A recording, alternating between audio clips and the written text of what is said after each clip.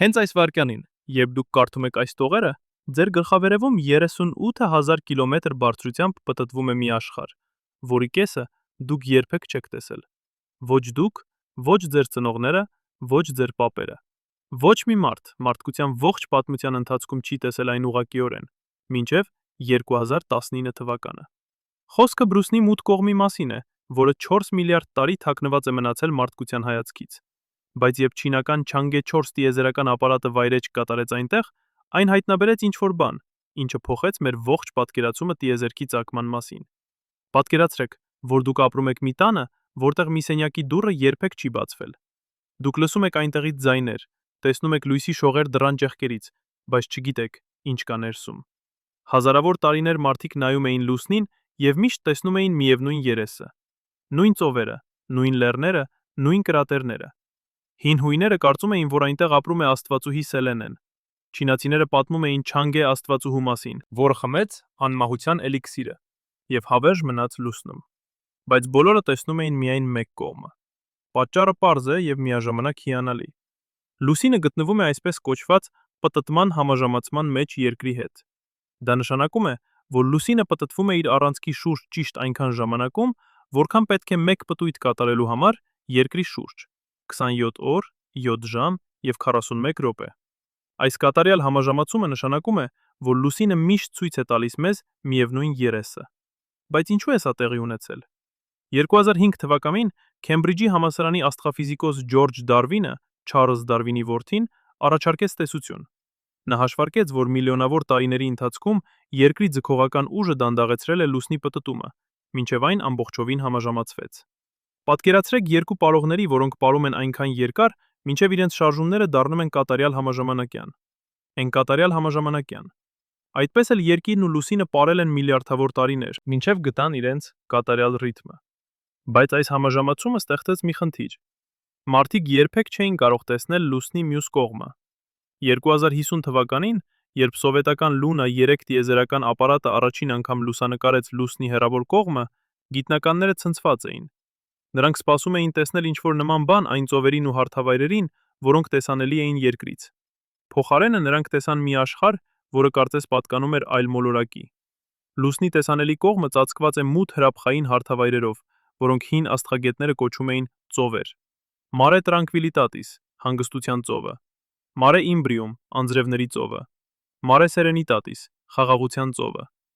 Այս ծովերը իրականում հսկայական հրաբխային լավայի լճեր են, որոնք ձևավորվել են 3 միլիարդ տարի առաջ։ Բայց հեռավոր կողմում գրեթե չկան այդպիսի հարթավայրեր։ Փոխարենը անվերջ կրատերներ, լեռներ եւ ժայռոտ տարածքներ։ Ինչու է լուսնի երկու կողմերը այդքան տարբեր։ Այս հարցը տանջել է գիտնականներին 60 տարի։ Առաջին տեսությունը առաջարկվեց 2061 թվականին Կալիֆոռնիայի տեխնոլոգիական ինստիտուտի գիտնականների կողմից։ Նրանք ուսումնասիրեցին լուսնի ձգողական դաշտի քարտեզները, որոնք ստացվել էին Lunar Prospector եւ Gravity Recovery and Climate Experiment առաքելությունների ժամանակ։ Այն, ինչ նրանք հայտնաբերեցին, փոխեց ամեն ինչ։ Լուսնի կեղևի հաստությունը տեսանելի կողմում միջինում 30 կիլոմետր է, բայց հեռավոր կողմում այն հասնում է 60 կիլոմետրի, 2 անգամ ավելի հաստ։ Պատկերացրեք երկու ձվակուլ, որոնցից մեկի թաղանթը 2 անգամ ավելի հաստ է, քան մյուսինը։ Որ մեկի միջով ավելի հեշտ կլինի ինչ-որ բան դուրս գալը։ Ճիշտ է, բարակ թաղանթով մեկի միջով։ Երբ լուսինը երիտասարդ էր, մոտավորապես 4 միլիարդ տարի առաջ, նրա ներսում կար հեղուկ մագմայի օվկիանոս։ Այս մագման փորձում էր դուրս գալ մակերևույթ, ճնշման տակ։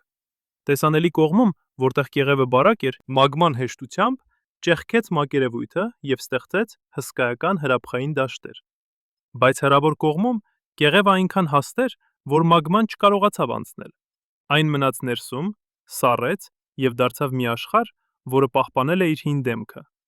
Բայց ինչու է կեղևը այդքան տարբեր։ 2014 թվականին Փենսիլվանիայի պետական համալսարանի գիտնականները առաջարկեցին ցնցող տեսություն։ Նրանք ուսումնասիրեցին լուսնի ձևավորման համակարգչային մոդելները եւ հայտնաբերեցին, որ պատասխանը կարող է լինել Երկիրը։ Այո, մեր սեփական մոլորակը։ Երբ լուսինը ձևավորվեց, հավանաբար հսկայական բախման արդյունքում Երկրի եւ Մարսի չափի մոլորակի միջև, այն շատ ավելի մոտ էր Երկրին, քան այժմ։ Մոտավորապես 20 անգամ ավելի մոտ։ Այդ ժամանակ Երկիրը դեռ հեղուկ էր, շատ ավելի տաք եւ ճառագայթում էր հսկայական քանակությամբ ջերմություն։ Լուսնի տեսանելի կողմը, որը միշտ նայում էր երկրին, ստանում էր այս ջերմության մեծ մասը։ Այս լրացուցիչ ջերմությունը պահպանեց կեղևը բարակ եւ ճկուն։ Բայց հեռավոր կողմը, որը նայում էր տիեզերքի սառը խավարին, արագ սառեց եւ ձևավորեց հաստ կարծր կեղև։ Պատկերացրեք, որ դուք ջեռուցում եք մի շիշ երկու կողմից՝ մի կողմից հզոր լամպով, մյուս կողմից ոչինչով։ Տաք կողմի ապակին կմնա ճկուն ավելի երկար, մինչդեռ սառը կողմինը արագ կդառնա կարծր եւ հաստ։ Այդպես էլ Երկիրը ջեռուցեց լուսնի մի կողմը եւ ստեղծեց այս հիանալի ասիմետրիան։ Բայց այս տարբերությունը ույս տարբերություն ունի ավելի խորը նշանակություն։ 2019 թվականի հունվարի 3-ին Չանգե 4 տիեզերական ապարատը վայրէջք կատարեց Վոն Կարման կրատերում, լուսնի հեռավոր կողմի հարավային բևեռի մևեռի մոտ։ Սա էր առաջին անգամը, երբ մարդկության ստեղծած ապարատ հպվեց այդ անհասանելի աշխարհին։ Չինական գիտնականները ընտրեցին այս վայրը պատահականորեն չէ։ Վոն Կարման կրատերը գտնվում է հարավային Բևեր Էյթքեն ավազանում, լուսնի ամենամեծ եւ ամենահին կրատերում։ Այս կրատերը 2400 կիլոմետր լայնությամբ եւ 13 կիլոմետր խորությամբ ստեղծվել է մոտավորապես 4 միլիարդ տարի առաջ, երբ հսկայական աստերոիդ հարվածեց լուսնին այնպիսի ուժով, որ ճեղքեց կեղևը եւ բացեց պատուհան դեպի լուսնի ներքին շերտերը։ Սա նման է հնագիտական պեղումների, որտեղ յուրաքանչյուր շերտ պատմում է պատմության մի մասը։ Չանգե 4-ը տեղափոխեց Յութու 2 ռովերը, որը սկսեց ուսումնասիրել լուսնի հողը։ Առաջին օրերին ռովերը հայտնաբերեց ինչ-որ բան անսովոր։ Հողի նմուշները պարունակում էին օլիվին եւ պիրոքսեն, հանքանյութեր, որոնք ձևավորվում են լուսնի թիթեղի խորքերում, բայց երբեք չեն հասել մակերևույթ տեսանելի կողմում։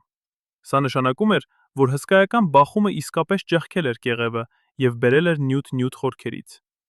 2019 թվականի մայիսին գիտական ամսագիր Nature-ում հրապարակվեց հոդված, որը վերլուծում էր Յութու 2-ի հայտնագործությունները։ Չինական գիտնականները գլխավորությամբ Լի Չունլայի, Չինաստանի երկրաբանական հետազոտությունների ակադեմիայից, հայտարարեցին, որ նրանք գտել են ապացույց այն մասին, որ լուսնի թիթեղը տարբերվում է երկրի թիթեղից։ Երկրի թիթեղը հարուստ է երկաթով եւ մագնեզիումով, բայց լուսնինը պարունակում է ավելի շատ կալցիում եւ ալյումին։ Սա փոխում է մեր պատկերացումը լուսնի ծագման մասին։ Եթե լուսինը ձևավորվել է երկրից, ինչպես ենթադրում է հսկայական բախման տեսությունը, ինչու են նրանց քիմիական կազմերը այդքան տարբեր։ Մի հնարավոր պատասխան է, որ բախումը տեղի է ունեցել այնպես, որ լուսինը ձևավորվել է հիմնականում բախող մոլորակից, թեյայից, ոչ թե երկրից։ Բայց սա միայն մի տեսություն է։ Չանգե 4-ը նաև տեղադրեց ռադիոտելեսկոպ լուսնի հեռավոր կողմում։ Սա կարող է թվալ պարզ գործողություն, բայց իրականում դա հեղափոխական է։ Երկրի վրա ռադիոաստղագետները մշտապես պայքարում են աղմուկի դեմ։ Մեր մոլորակը լի է ռադիոազդանշաններով, հեռախոսներից, հեռուստատեսությունից, ռադարներից, Wi-Fi-ից։ Այս ամբողջ աղմուկը խանգարում է լսել տիեզերքի թույլ ազդանշանները։ Բայց լուսնի հեռավոր կողմը տիեզերքում ամենալուռ վայրն է։ Ամբողջ լուսինը գործում է որպես վահան, որը արգելափակում է երկրից գալիս բոլոր ռադիոազդանշանները։ Այնտեղ չկա մթնոլորտ, որը կարող է աղավաղել ազդանշանները։ Չկա մագնիսական դաշտ, որը կարող է միջամտել։ Սա կատարյալ լռություն է, որտեղ կարող եք լսել տիեզերքի ամենաթույլ շշուկները։ Չինական ռադիոտելեսկոպը սկսեց ուսումնասիրել ցածր հաճախականությունների ռադիոալիքները, որոնք երբեք չեն կարող ուսումնասիրվել երկրի վրայից։ Այս ալիքները գալիս են տիեզերքի ամենահին շրջաններից, առաջին աստղերից եւ գալակտիկաներից, որոնք ձևավորվել են մեծ պայթյունից հետո։ Երկրի իոնոսֆերան արգելափակում է այս ալիքները, բայց լուսնի հեռավոր կողմից դրանք կարելի է ընդունել առանց խոչընդոտների։ 2020 թվականին Չանգե 4-ի ռադիոտելեսկոպը հայտնաբերեց ազդանշաններ, որոնք կարող են գալիս տիեզերքի մութ դարերից, ժամանակաշրջանից, երբ տիեզերքը լի էր ջրածնային գազով, բայց դեռ չկային աստղեր։ Սա նման է լսելու ձեր պապի ձայնը, ձայնագրված 13 միլիարդ տարի առաջ։ Բայց լուսնի հեռավոր կողմի նշանակությունը ավելին է, քան գիտական հետազոտություններ։ 2019 թվականին ՆԱՍԱ-ն հայտարարեց Artemis ծրագրի մասին, ծրագիր, որը նպատակ ունի վերադարձնել մարդկանց լուսին 2025 թվականին։ Բայց այս անգամ նպատակը միայն այցելությունը չէ, նպատակը մնալն է։ ՆԱՍԱ-ն պլանավորում է կառուցել Lunar Gateway, տիեզերական կայան, որը կպտտվի լուսնի շուրջ։ Այս կայանը կծառայի որպես միջանկյալ կետ դեպի լուսնի մակերևույթ եւ հետագայում դեպի Մարս։ Բայց ինչու է լուսինը այդքան կարևոր Մարս ճանապարհորդելու համար։ Պատասխանը կայանում է ձգողական ուժում եւ վառելիքում։ Երկրի ձգողական ուժը 6 անգամ ավելի ուժեղ է, քան լուսնինը։ Դա նշանակում է, որ երկրից թռիչքը պահանջում է 6 անգամ ավելի շատ էներգիա, քան լուսնից։ Եթե դուք կարող եք արտադրել վառելիք լուսնի վրա, օգտագործելով տեղական ռեսուրսներ, ապա կարող եք խնայել հսկայական քանակությամբ վառելիք, որը հակառակ դեպքում պետք է տեղափոխել երկրից։ 2010 թվականին NASA-ի Lunar Crater Observing and Sensing Satellite-ը հայտնաբերեց ջուր լուսնի հարավային բևեռի կվեռի բկրատերներում։ Այս կրատերները այնքան խորն են, որ արևի լույսը երբեք չի հասնում նրանց հատակին։ Այնտեղ ջերմաստիճանը -231 աստիճան Ցելսիուս է, տիեզերքում ամենասառը վայրերից մեկը։ Այս սառը թակարդերում ջուրը պահպանվել է միլիոնավոր տարիներ, սառցի տեսքով։ Ջուրը կարող է ապահովել խմելու ջուր աստղագնացների համար, բայց ավելի կարևորն այն է, որ ջուրը կարող է բաժանվել ջրածնի և թթվածնի։ Ջրածինը կարող է օգտագործվել որպես հրթիռային վառելիք, իսկ թթվածինը որպես օքսիդիզատոր։ Սա նշանակում է, որ լուսինը կարող է դառնալ վառելիքի կայան տիեզերքում։ Բայց ինչու է հեռավոր կողմը այդքան կարևոր այս ծրագրերի համար։ Պատասխանը կայանում է ռեսուրսներում և գիտական արժեքում։ Հարավային բևեռ Էյտկեն ավազանը, որտեղ Չանգե 4-ը վայրէջք կատարեց, պարունակում է հազվագյուտ հանքանյութեր, որոնք չեն գտնվում տեսանելի կողմում։ Այս հանքանյութերը ներառում են հելիում-3 իզոտոպ, որը կարող է օգտագործվել ապագա ատոմային ֆուզիայի ռեակտորներում։ Հելիում-3-ը չափազանց հազվագյուտ է Երկրի վրա, բայց համեմատաբար առատ է լուսնի վրա։ Միլիարդավոր տարիների ընթացքում արևային քամին, արեգակից արտանետվող մասնիկների հոսքը հարվածել է լուսնի մակերևույթին և թողել հելիում-3։ Երկիրը պաշտպանված է մագնիսական դաշտով, բայց լուսինը չունի այդպիսի պաշտպանություն։ Արդյունքում լուսնի հողը հարուստ է այս թանկարժեք իզոտոպով։ 1 տոննա հելիում-3 կարող է արտադրել էներգիա, որը համարժեք է 40 միլիոն տոննա ածուխի։ Ամբողջ լուսնի վրա գնահատվում է մոտավորապես 1 միլիոն տոննա հելիում-3։ Եթե մենք կարողանանք արդյունահանել և օգտագործել այս ռեսուրսը, այն կարող է ապահովել Երկրի էներգիայի կարիքները հազարավոր տարիների համար։ Բայց հեռավոր կողմը նաև ամենաանվտանգ վայրն է մարդկային բազայի համար։ Տեսանելի կողմը ենթարկվում է Երկրից գալիս ռադիացիայի և մետեորիտների։ Երբ մետեորիտ է մտնում Երկրի մթնոլորտ, այն այրվում է և դառնում աստղ։ Բայց լուսինը չունի մթնոլորտ, ուստի յուրաքանչյուր մետեորիտ հասնում է մակերևույթին լրիվ արագությամբ։ Տեսանելի կողմը, որը նայում է Երկրին, ավելի հաճախ է ենթարկվում այս հարվածների, քանի որ Երկրի ձգողական ուժը գրավում է մետեորիտները։ Հեռավոր կողմը, մյուս կողմից, պաշտպանված է ամբողջ լուսնի զանգվածով։ Այն նաև ավելի հին է և ավելի կայուն։ Հաստ կեղևը նշանակում է, որ այնտեղ ավելի քիչ են սեյսմիկ ակտիվությունները։ Լուսնի երկրաշարժերը կամ լունաշարժերը ավելի հազվադյուտ են հեռավոր կողմում։ 2017 թվականին Եվրոպական տիեզերական գործակալությունը հրապարակեց ուսումնասիրություն լուսնի հեռավոր կողմում բազայի կառուցման մասին։ Նրանք առաջարկեցին օգտագործել 3 դիտպիչներ, կառուցել ապաստարաններ լուսնի հողից։ Լուսնի ռեգոլիթը, փոշին և փոքր քարերը, որոնք ծածկում են մակերևույթը, կարող է հալվել և ձևավորվել կառուցվածքների մեջ։ Այս կառուցվածքները կպաշտպանեն աստղագնացներին ռադիացիայից և մետեորիտներից։ Բայց ամենահետաքրքիրը լուսնի հեռավոր կողմի գիտական արժեքն է։ Այնտեղ պահպանված է արեգակային համակարգի ամենահին պատմությունը։ Երկրի վրա տեկտոնիկ սալերը, էրոզիան և կենսաբանական գործընթացները ջնջել են մեր մոլորակի առաջին միլիարդ տարիների հետքերը։ Ամենահին ապարները, որոնք գտնվել են Երկրի վրա, մոտավորապես 4 միլիարդ տարեկան են։ Բայց լուսնի հեռավոր կողմը պահպանել է մակերևույթ, որը գրեթե չի փոխվել 4 միլիարդ տարի։ Սա նման է ժամանակի մեքենայի։ Երբ դուք քայլում եք լուսնի հեռավոր կողմի մակերևույթով, դուք քայլում եք մակերևույթով,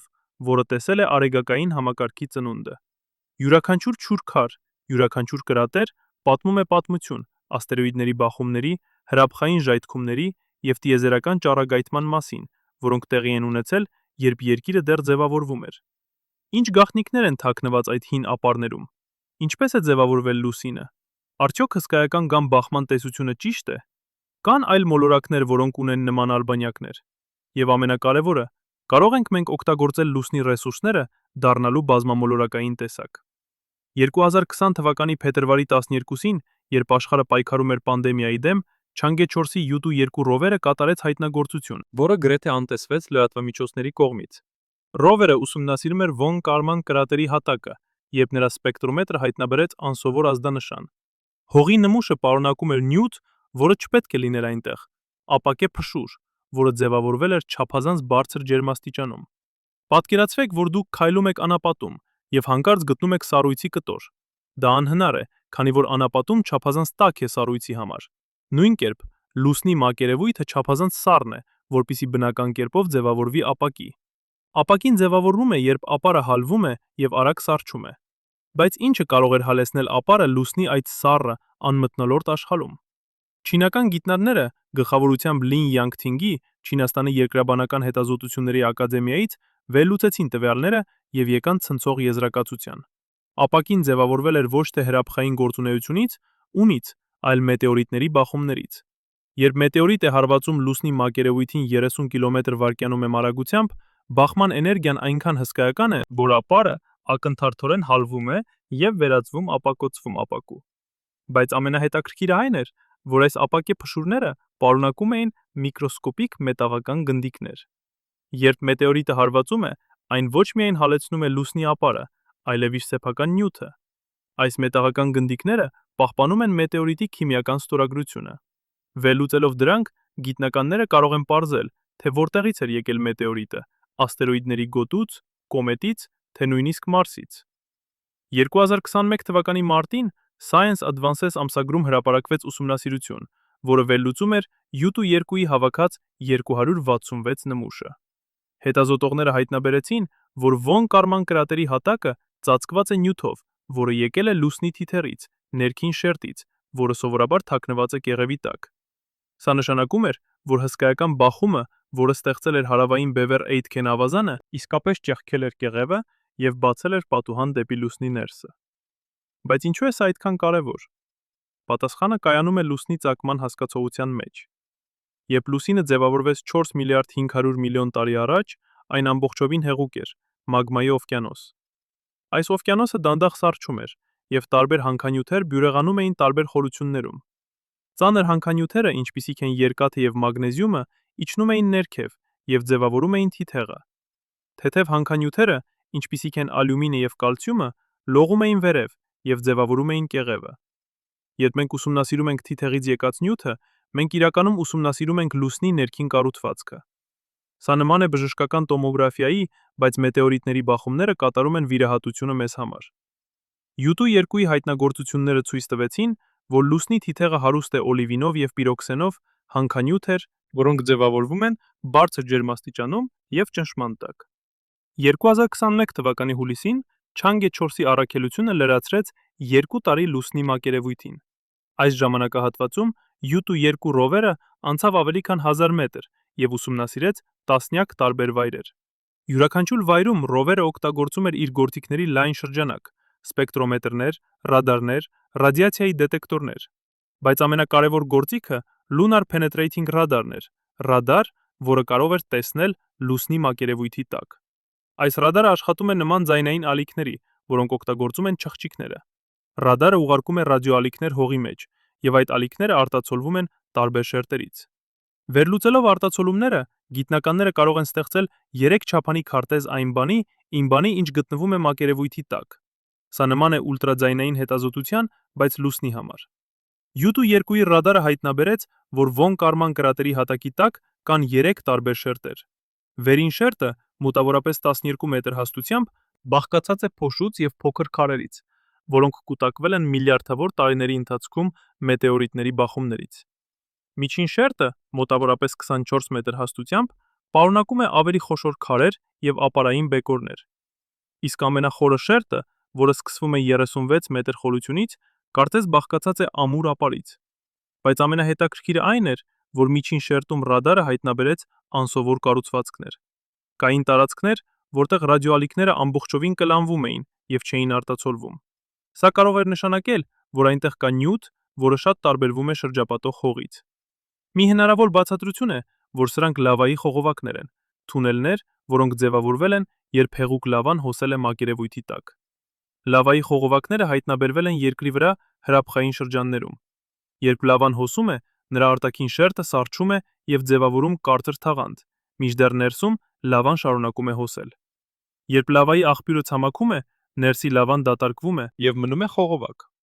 Լուսնի վրա այդպիսի խողովակները կարող են լինել հսկայական, մինչև 1 կիլոմետր լայնությամբ եւ տասնյակ կիլոմետր երկարությամբ։ 2017 թվականին ճապոնական Selene տիեզերատը հայտնաբերեց հսկայական լավայի խողովակ լուսնի տեսանելի կողմում, Marius Hills շրջանում։ Այս խողովակը ավելի քան 50 կիլոմետր երկարությամբ էր և կարող էր տեղավորել ամբողջ քաղաք։ Բայց լուսնի հեռավոր կողմում, որտեղ կեղևը ավելի հաստ է և հրաբխային գործունեությունը ավելի սահմանափակ էր, այդպիսի խողովակները պետք է լինեն ավելի հազվագյուտ։ Եթե Յուտու երկուն իսկապես հայտնաբերել է լավայի խողովակ, դա կլինի անսովոր հայտնագործություն։ Ինչու են լավայի խողովակները այդքան կարևոր։ Պատասխանը կայանում է ապագա մարդկային բազաների մեջ։ Լուսնի մակերևույթը ենթարկվում է ծայրահեղ ջերմաստիճանների տատանումների։ Ցերեկը, երբ արեգակը ճառագայթում է ուղղակիորեն, ջերմաստիճանը կարող է հասնել դրական 120 աստիճան Ցելսիուսի։ Գիշերը, որը տևում է 14 երկրային օր, ջերմաստիճանը իջնում է մինչև -170 աստիճան Ցելսիուս։ Այս 290 աստիճանի տարբերությունը ավելին է, քան ցանկացած վայրում Երկրի վրա։ Լավայի խողովակների ներսում, սակայն, ջերմաստիճանը մնում է համեմատաբար կայուն, մոտավորապես -20 աստիճան Ցելսիուս։ Սա դեռ սառն է, բայց շատ ավելի կառավարելի, քան մակերևույթը։ Ավելին, խողովակները ապահովում են բնական պաշտպանություն տիեզերական ճառագայթումից և մետեորիտների բախումներից։ Լուսնի մակերևույթը ամեն օր ենթարկվում է միկրոմետեորիտների հարվածների, փոքր մասնիկների, որոնք շարժվում են տասնյակ կիլոմետր վայրկյանում արագությամբ։ Այս մասնիկները չափազանց փոքր են, վնասելու համար տիեզերական հագուստը, բայց երկարաժամկետ ազդեցությունը կարող է լինել կուտակային։ 2022 թվականի հունվարին Չանգե 4-ի առաքելությունը լրացրեց 3 տարի, և Չինաստանը հայտարարեց նոր հայտնագործության մասին։ Յուտու 2 ռովերը հայտնաբերեց փոքր կրատեր, որի ներսում հողը ուներ անսովոր կանաչավուն գույն։ Սպեկտրոսկոպիկ վերլուծությունը ցույց տվեց, որ այս հողը պարունակում է բարձր կոնցենտրացիայով օլիվին, հանքանյութ, որը տալիս է կանաչ գույն։ Բայց ամենահետաքրքիրը այն է, որ այս օլիվինը ուներ քիմիական կազմ, որը տարբերվում է շրջապատող հողից։ Օլիվինը ձևավորվում է լուսնի թիթեղում, բայց կան երկու տեսակի օլիվին՝ մագնեզիումով հարուստ և երկաթով հարուստ։ Մագնեզիումով հարուստ օլիվինը ձևավորվում է ավելի խորը և ավելի տաք պայմաններում։ Երկաթով հարուստ օլիվինը ձևավորվում է ավելի մակերեսային շերտերում։ Կանաչավուն կրատերի օլիվինը մագնեզիումով հարուստ էր, ինչը նշանակում էր, որ այն եկել է շատ խորքերից։ Սա ուժեղացրեց տեսությունը, որ հարավային բևեռ Այդկեն ավազանը ստեղծող բախումը ճեղքել էր կեղևը և հասել թիթեղ։ Բայց դա նաև բարձրացրեց նոր հարց. եթե բախումը այդքան խորն էր, ինչու չկա ավելի շատ թիթեղային նյութ մակերևույթին։ Մի հնարավոր պատասխան է, որ բախումից հետո կեղևը մասամբ վերականգնվել է։ Հեղուկ մագման, որը բխել էր խորքերից, սառել է և ստեղծել նոր շերտ։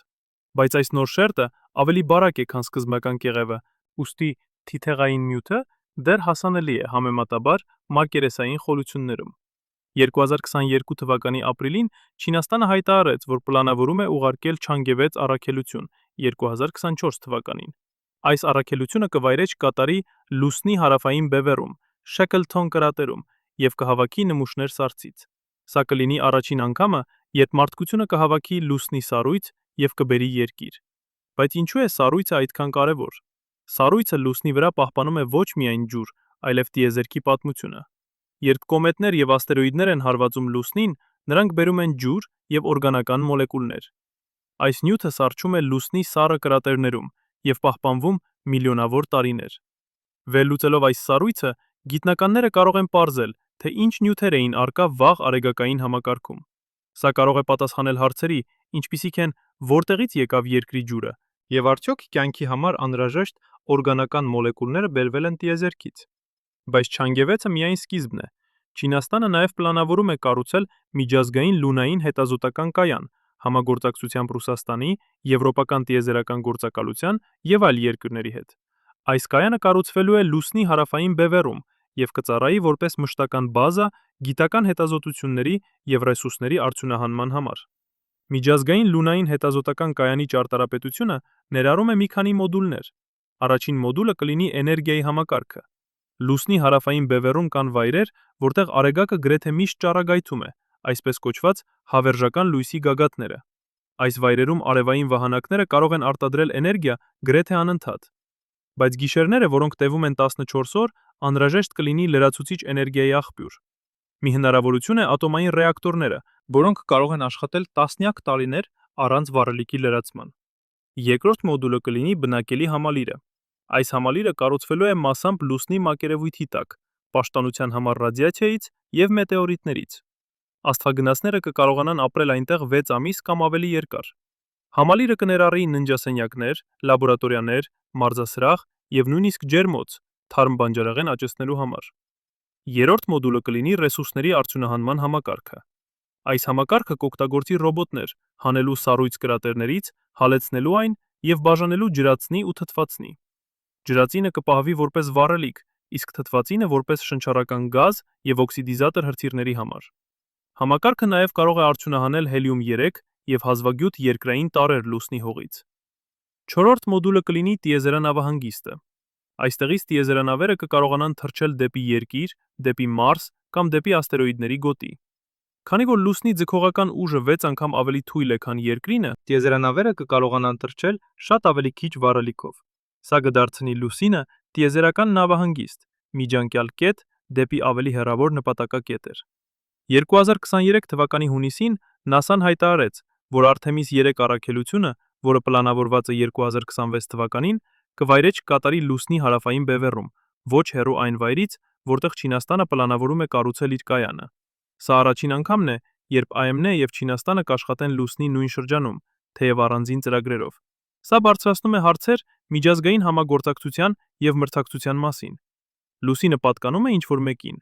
Արտաքին տիեզերքի պայմանագիրը, որը ստորագրվել է 1967 թվականին, հայտարարում է, որ ոչ մի երկիր չի կարող պահանջել տիրապետություն լուսնի կամ այլ երկնային մարմինների վրա։ Բայց պայմանագիրը չի արգելում ռեսուրսների արդյունահանումը։ 2015 թվականին ԱՄՆ-ն ընդունեց կոմերցիոն տիեզերքի թողարկման մրցակցության օրենքը, որը թույլ է տալիս ամերիկյան ընկերություններին տիրապետել եւ վաճառել ռեսուրսներ, որոնք նրանք արդյունահանում են աստերոիդներից կամ լուսնից։ Լյուքսեմբուրգը եւ Արաբական Միացյալ Էմիրությունները ընդունել են նմանատիպ օրենքներ։ Սա ստեղծում է իրավական մոխրագույն գոտի։ Եթե մի ընկերություն կառուցում է հանք լուսնի վրա, արդյոք այն տիրապետում է այդ հողին։ Եթե երկու ընկերություններ ուզում են արդյունահանել նույն սառցե կրատերը, ով ունի առաջնահերթություն։ Այս հարցերը դեռ չունեն պատասխաններ, եւ միջազգային համայնքը դեռ քննարկում է նոր պայմանագրեր եւ կանոններ։ Բայց ռեսուրսների հարցից բացի կա նաեւ գիտական համագործակցության հարց։ Լուսնի հեռավոր կողմը եզակի վայր է ռադիոաստղագիտության համար։ Եթե մի երկիր կառուցում է ռադիոտելեսկոպ այնտեղ, իսկ մեկ այլ երկիր սկսում է արդյունահանման գործողություններ մոտակայքում, արդյունահանման սարքավորումները կարող են ստեղծել ռադիոխանգարումներ, որոնք կվնասեն դիտարկումները։ Անհրաժեշտ է համակարգել գործողությունները եւ ստեղծել լուր գոտիներ, որտեղ արգելվում է ցանկացած ռադիոարտանետում։ 2023 թվականի սեպտեմբերին Միջազգային աստղագիտական միությունը առաջարկեց ստեղծել լունային պաշտպանված գոտիներ, վայրեր, որտեղ արգելվում է արդյունաբերական գործունեությունը գիտական արժեքի պահպանման համար։ Առաջարկվող գոտիներից մեկը հարավային Բևեռ Էյթքեն ավազանի կենտրոնական մասն է, որտեղ Չանգե 4-ը վայրէջք կատարեց։ Այս վայրը պարունակում է ամենահին եւ ամենաթանկարժեք գիտական տեղեկատվությունը,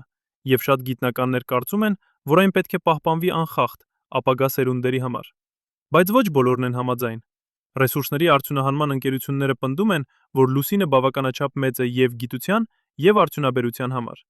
Նրանք ցույց են տալիս, որ լուսնի մակերեսը 38 միլիոն քառակուսի կիլոմետր է համարժեք Աֆրիկայի եւ Ավստրալիայի միասին վերցրած մակերեսին։ Անհրաժեշտ է միայն խելամիտ պլանավորում, ապահովելու, որ գիտական եւ արդյունաբերական գործունեությունները չխանգարեն միմյանց։ 2024 թվականի հունվարին Չինաստանը հրապարակեց լունային հետազոտական ծրագրի երկարաժամկետ տեսլականը։ Ըստ այս տեսլականի, Չինաստանը պլանավորում է ուղարկել 10 առաքելություն լուսին հաջորդ 10 տարիների ընթացքում։ Չանգե 7-ը, որը պլանավորված է 2026 թվականին, կուսումնասիրի լուսնի հարավային բևեռի մեկ այլ շրջան։ Չանգե 7-ը կվերադառնա լուսնի հեռավոր կողմ եւ կհավաքի նմուշներ ավելի խորը շերտերից, օգտագործելով հորատման սարքավորում։ Բայց ամենամեծ նպատակը Չանգե 10-ն է, որը պլանավորված է 3 տասնամյակի սկզբին։ Այս առաքելությունը կլինի մարդկային։ Չինացի աստղագնացները կվայրէջք կատարեն լուսնի հարավային բևեռում եւ կմնան այնտեղ 30 օր։ Նրանք կկառուցեն առաջին մոդուլը միջազգային լունային հետազոտական կայանի եւ կսկսեն փորձարկել ռեսուրսների արդյունահանման տեխնոլոգիաները։ Նրանք կստեղծեն նաեւ հրամանատար եւ տեխնոլոգիայի նախապատրաստման գումար մասին բաժին։ Այս բաժինը կվայրէջք կատարի լուսի հարավային բևեռում, որը համապատասխանում է Չինաստանի հետագիտությունի նախընտրական ծրագրին։ Այն պիտի ստեղծի նոր մշակույթ խմբորակի համար։ Նրանք պիտի հետազոտեն լուսնի միջազգային հայտնի շերտերը եւ կգնահատեն միջազգային հայտնությունները, որոնք կունենան այդ շերտերի վրա եւ կհամալրեն հայտնաբերված քրակային նշանները։ Երբ մարդկային հետազոտությունները կապվեն միջազգային հայտնի շերտերի հետ, այդ համալրումները կկառուցվեն լուսի հարավային բևեռում տեղակայված նահանման տեխնոլոգիաները։ Միևնույն ժամանակ NASA-ն պլանավորում է Artemis 5 առաքելությունը 2028 թվականին։ Այս առաքելությունը կտեղափոխի 4 աստղագնաց լուսին, եւ նրանք կմնան այնտեղ 2 շաբաթ։ Նրանք կօգտագործեն Lunar Terrain Vehicle, ճնշման տակ ռովեր, որը կթույլ տա նրանց ճանապարհորդել տասնյակ կիլոմետր առանց տիեզերական հագուստի։ Սա կլինի առաջին անգամը, երբ մարդիկ կկարողանան իսկապես ուսումնասիրել լուսինը, ոչ միայն քայլել նրա մակերևույթով։ 2024 թվականի մարտին Եվրոպական տիեզերական գործակալությունը հայտարարեց իր սեփական լունային ծրագրի մասին՝ Luna 27։ Այս առաքելությունը, որը պլանավորված է 3 տասնամյակի կեսին, կուսումնասիրի լուսնի հարավային բևեռի Shackleton կրատերը եւ կփորձարկի տեխնոլոգիաներ սառցից թթվածին արդյունահանելու համար։ Եվրոպացիները նաև պլանավորում են կառուցել Lunar Pathfinder, փոքր բազա, որը կծառայի որպես փորձարարական կայան ապագա մեծ բազաների համար։ Ճապոնիան եւ Հնդկաստանը նույնպես ունեն հավակնություններ լուսնի վրա։ Ճապոնական տիեզերական գործակալությունը պլանավորում է ուղարկել մարդկային առաքելություն լուսին 3 տասնամյակի վերջում։ Հնդկաստանը, որը արդեն հաջողությամբ վայրէջք կատարեց լուսնի հարավային բևեռում, իր Chandrayaan 3 առաքելությամբ 2023 թվականին պլանավորում է կառուցել լունային հետազոտական կայան համագործակցությամբ Ճապոնիայի հետ։ Այս բոլոր ծրագրերը ցույց են տալիս, որ լուսինը դառնում է նոր սահման, տիեզերքի վայրի արևմուտք։ Բայց ի տարբերություն վայրի արևմուտքի, որտեղ ոսկու փնտրողները մրցում էին միմյանց դեմ, Լուսնի վրա անհրաժեշտ է համագործակցություն։ տիեզերքը չափազանց թանկ եւ վտանգավոր միջավայր է մեկ երկրի համար։ Միայն համատեղ ջանքերով մարդկությունը կարող է հաջողությամբ ստեղծել մշտական ներկայություն լուսնի վրա։ 2025 թվականի հունվարին Միավորված ազգերի օրգանիզացիան հրավիրեց համաժողով քննարկելու լունային կառավարման նոր շրջանակը։ Առաջարկվեց ստեղծել լունային համակարգող խորհուրդ, մարմին, որը կկարգավորի գործողությունները լուսնի վրա եւ կլուծի վեճերը երկրների միջև։ Խորհուրդը կկազմված լինի ներկայացուցիչներից բոլոր տիեզերական ազգերից եւ կունենա լիազորություն հաստատելու կանոններ ռեսուրսների արդյունահանման, գիտական հետազոտությունների եւ բնապահպանության համար։ Բայց ամենակարևոր հարցը մնում է, ինչու ենք մենք գնում լուսին։ Պատասխանը բազմաշերտ է։ Գիտական տեսանկյունից լուսինը պատուհան է դեպի արեգակային համակարգի պատմությունը։ Տնտեսական տեսանկյունից այն պարունակում է ռեսուրսներ, որոնք կարող են վերափոխել էներգետիկան եւ տիեզերական արդյունաբերությունը։ Ռազմավարական տեսանկյունից այն միջանկյալ կետ է դեպի Մարս եւ ավելի հեռավոր նպատակակետեր։ Բայց կա նաեւ փիլիսոփայական պատճառ։ Մարդկությունը միշտ եղել է հետազոտող տեսակ։ Մեր նախնիները դուրս եկան Աֆրիկայից եւ տարածվեցին ամբողջ աշխարհում։ Նրանք անցան օվկիանոսներ փայտե նավակներով, բարձրացան լեռներ, հասան բևեռներին։ Այժմ մենք պատրաստ ենք հաջորդ քայլին՝ դառնալ բազմամոլորակային տեսակ։ Լուսինը առաջին քայլն է այս ճանապարհին։ Երբ Yutu 2 ռովերը շարժվում էր Von Karman կրատերի հատակով 2023 թվականի օգոստոսին, նրա սենսորները գրանցեցին ինչ-որ բան, ինչը սկզբում թվաց սխալ։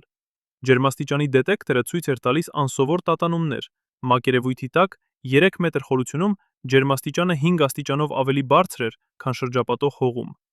5 աստիճան Ցելսիուս։ Լուսնի վրա, որտեղ ամեն ինչ պետք է լիներ միատեսակ սառը, սա էր անոմալիա։ Չինական գիտնականները, գլխավորությամբ Ժանգ Ժիչունի, Չինաստանի գիտությունների ակադեմիայի երկրաֆիզիկայի ինստիտուտից, սկսեցին վերլուծել տվյալները։ Նրանք հայտնաբերեցին, որ ջերմային անոմալիան չէր պատահական։ Այն ձգվում էր գծով, ավելի քան 200 մետր երկարությամբ։ Սա չէր կարող լինել պարզապես տաք ապար։ Սա էր ինչ-որ ակտիվ ջերմային աղբյուր։ 2024 թվականի փետրվարին Nature Geoscience ամսագրում հրապարակվեց ուսումնասիրություն, որը առաջարկեց ցնցող բացատրություն։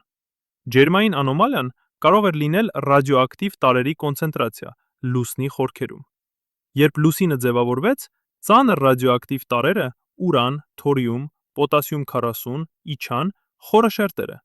Այս տարրերը դանդաղ քայքայվում են եւ արտազատում ջերմություն։ Երկրի վրա այս ջերմությունը սնուցում է տեկտոնիկ սալերի շարժումը եւ հրաբուխները։ Բայց լուսինը չափազանց փոքր է, ունենալու ակտիվ տեկտոնիկա։ Նրա ներքին ջերմությունը դանդաղ արտահոսվում է դեպի մակերևույթ։ Բայց եթե Yutu 2-ն հայտնաբերել է ջերմային անոմալիա, դա նշանակում էր, որ լուսնի ներսը դեռ ամբողջովին չի սառել։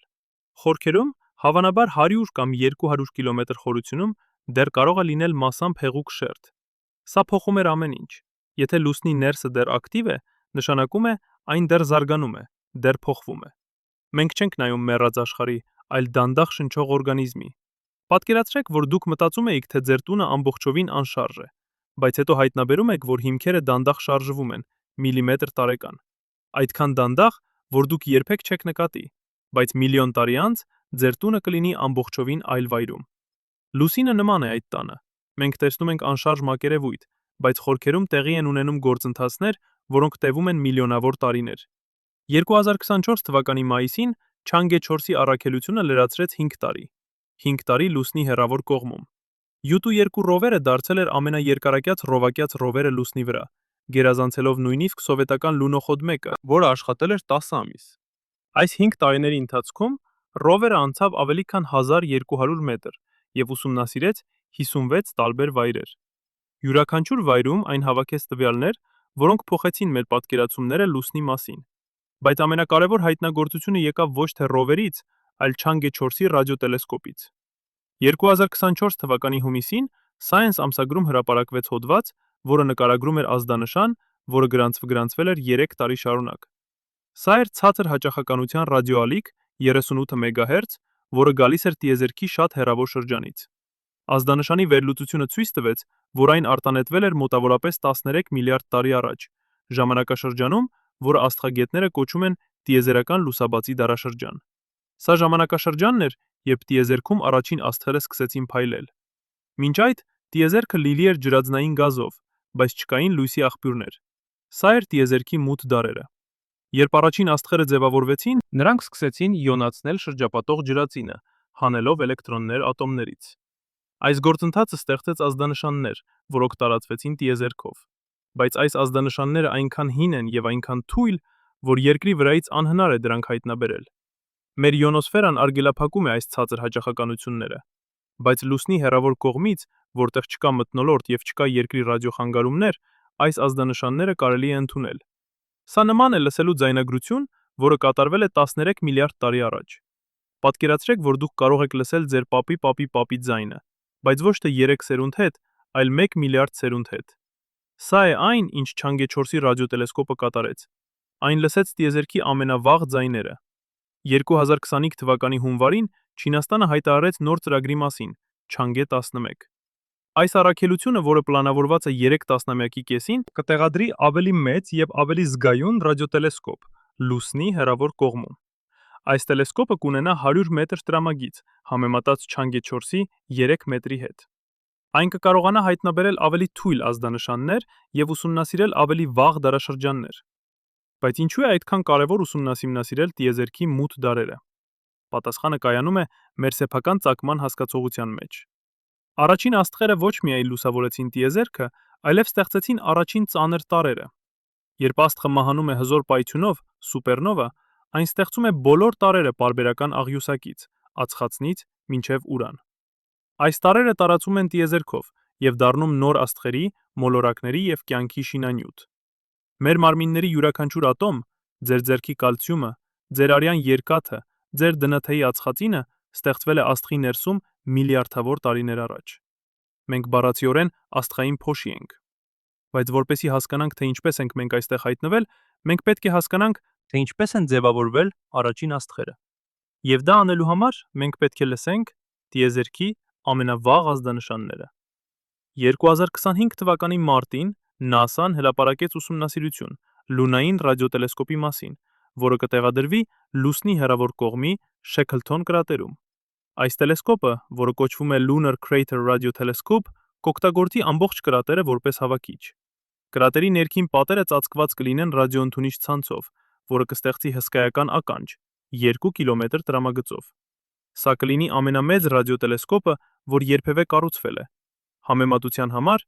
երկրի վրա ամենամեծ ռադիոտելեսկոպը Չինաստանում գտնվող FAST-ն է 500 մետր տրամագծով։ Բայց լունային ռադիոտելեսկոպը կլինի 4 անգամ ավելի մեծ,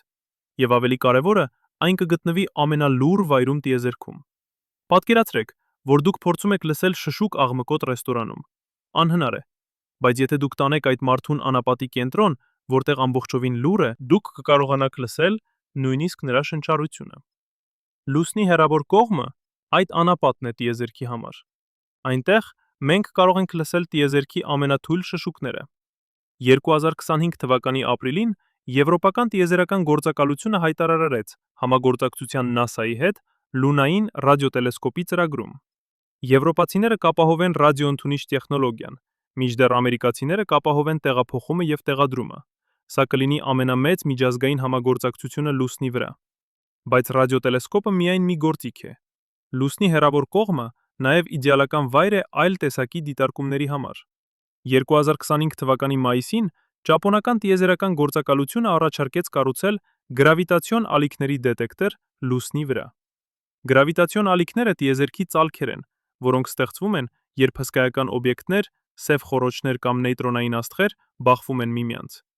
Երկրի վրա մենք ունենք LIGO եւ Virgo դետեկտորները, որոնք հայտնաբերել են տասնյակ գրավիտացիոն ալիքների իրադարձություններ։ Բայց այս դետեկտորները զգայուն են միայն բարձր հաճախականության ալիքների նկատմամբ, ալիքներ, որոնք գալիս են համեմատաբար փոքր օբյեկտներից։ Ցածր հաճախականության ալիքները, որոնք գալիս են սուպերմասիվ սև խոռոչներից, միլիարդ անգամ ավելի մեծ, քան արեգակը, չեն կարող հայտնաբերվել Երկրի վրայից։ Սեյսմիկ աղմուկը, երկրաշարժերը, օվկիանոսի ալիքները, նույնիսկ մարդկային գործունեությունը ստեղծում են տատանումներ, որոնք խանգարում են չափումները։ Բայց լուսինը սեյսմիկորեն լուռ է։ Լունաշարժերը, լուսնի երկրաշարժերը, չափազանց հազվագյուտ են եւ շատ ավելի թույլ, քան Երկրի երկրաշարժերը։ Լուսնի վրա գրավիտացիոն ալիքների դետեկտորը կարող է հայտնաբերել ալիքներ, որոնք անհայտ են Երկրի վրայից։ Սա կբացի նոր պատուհան դեպի տիեզերքը, թույլ տալով մեզ տեսնել իրադարձություններ, որոնք տեղի են ունեցել տասնյակ միլիարդ տարիներ առաջ։ 2025 թվականի հունիսին Միջազգային աստղագիտական միությունը կազմակերպեց համաժողով լուսնի հեռավոր կողմի գիտական օգտագործման մասին։ Համաժողովին մասնակցեցին ավելի քան 500 գիտնականներ 30 երկրներից։ Նրանք քննարկեցին տասնյակ տարբեր ծրագրեր, ռադիոաստղագիտությունից մինչև մասնիկների ֆիզիկա։ Մի առաջարկ էր կառուցել նեյտրինոյի դետեկտոր լուսնի խորքերում։ Նեյտրինոները ուղղական մասնիկներ են, որոնք գրեթե չեն փոխազդում նյութի հետ։ Միլիարդավոր նեյտրինոներ անցնում են ձեր մարմնով ամեն վայրկյան, բայց դուք երբեք չեք զգա դրանք։ Նեյտրինոները ստեղծվում են աստղերի ներսում, սուպերնովաների ժամանակ եւ նույնիսկ մեծ պայթյունից հետո։ Հայտնաբերելով նեյտրինոները, մենք կարող ենք ուսումնասիրել գործընթացներ, որոնք անհասանելի են այլ միջոցներով։ Երկրի վրա նեյտրինոյի դետեկտորները կառուցվում են խորը ստորգետնյա, պաշտպանելու համար տիեզերական ճառագայթումից։ Բայց լուսինը ինքնին բնական վահան է։ Եթե մենք կառուցենք դետեկտոր լուսնի հեռավոր կողմի մակերևույթի տակ, ամբողջ լուսինը կպաշտպանի այն Երկրից եւ արեգակից գալիս ճառագայթումից։ Սա կստեղծի ամենամաքուր միջավայրը նեյտրինոների ուսումնասիրության համար։ Մեկ այլ առաջարկ էր կառուցել մութ նյութի դետեկտոր։ Մութ նյութը տիեզերքի ամենամեծ առեղծվածներից մեկն է։ Գիտնականները գիտեն, որ այն գոյություն ունի, քանի որ տեսնում են նրա ձգողական ազդեցությունը գալակտիկաների վրա։ Բայց ոչ ոք երբեք չի հայտնաբերել մութ նյութի մասնիկ։ Մենք չգիտենք, թե ինչից է այն բաղկացած։ Մենք միայն գիտենք, որ այն կազմում է տիեզերքի զանգվածի 85%-ը։ Երկրի վրա կան տասնյակ փորձեր, որոնք փորձում են հայտնաբերել մութ նյութ, բայց բոլորը ձախողվել են։ Մի հնարավոր պատճառ է, որ Երկրի վրա չափազանց շատ աղմուկ կա, տիեզերական ճառագայթում, ռադիոակտիվություն, նույնիսկ ռադոն գազ հողում։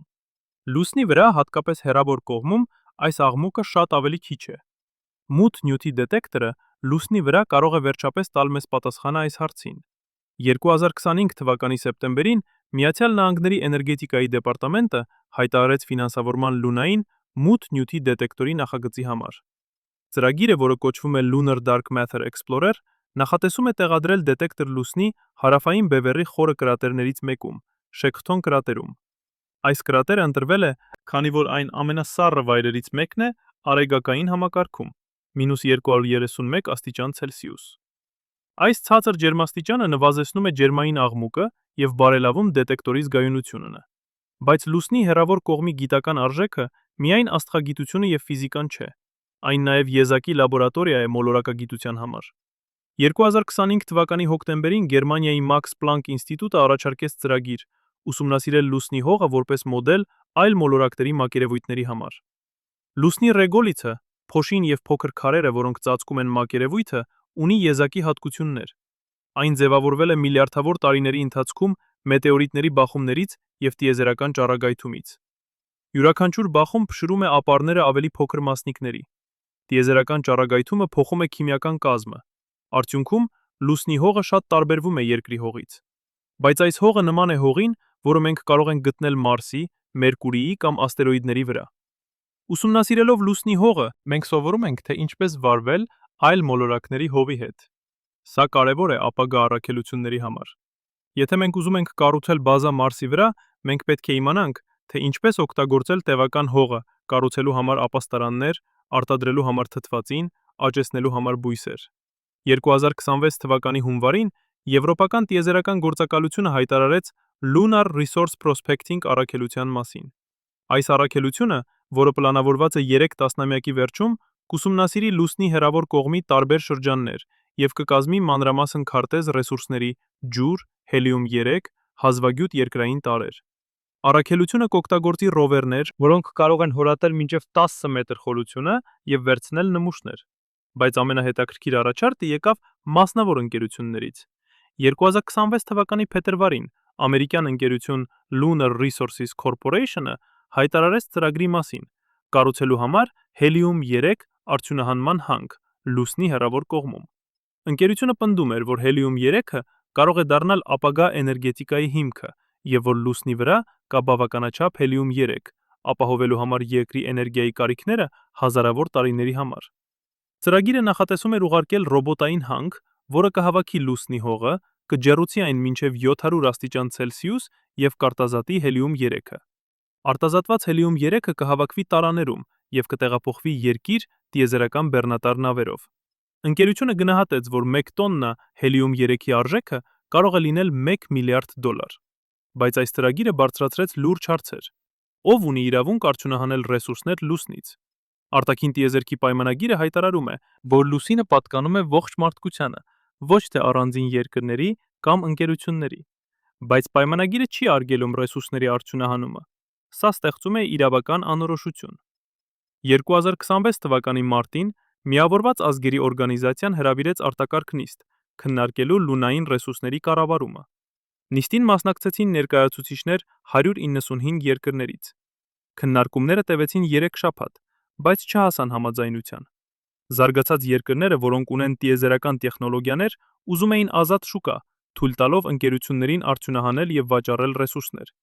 Զարգացող երկրները պահանջում էին, որ ռեսուրսները բաշխվեն արդարացիորեն, ապահովելով, որ բոլոր երկրները կստանան օգուտ։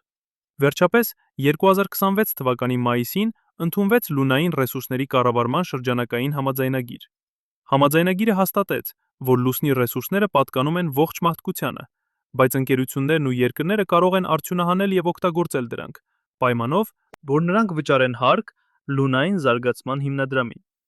Այս հիմնադրամը կօգտագործի գումարը ֆինանսավորելու գիտական հետազոտություններ և օգնելու զարգացող երկրներին մուտք գործել տիեզերք։ Համաձայնագիրը նաև ստեղծեց լունային պաշտպանված գոտիներ, վայրեր, որտեղ արգելվում է ցանկացած արդյունաբերական գործունեություն։ Այս գոտիներից մեկը հարավային Բևեր Էյթքեն ավազանի կենտրոնական մասն է, որտեղ Չանգե 4-ը վայրէջք կատարեց։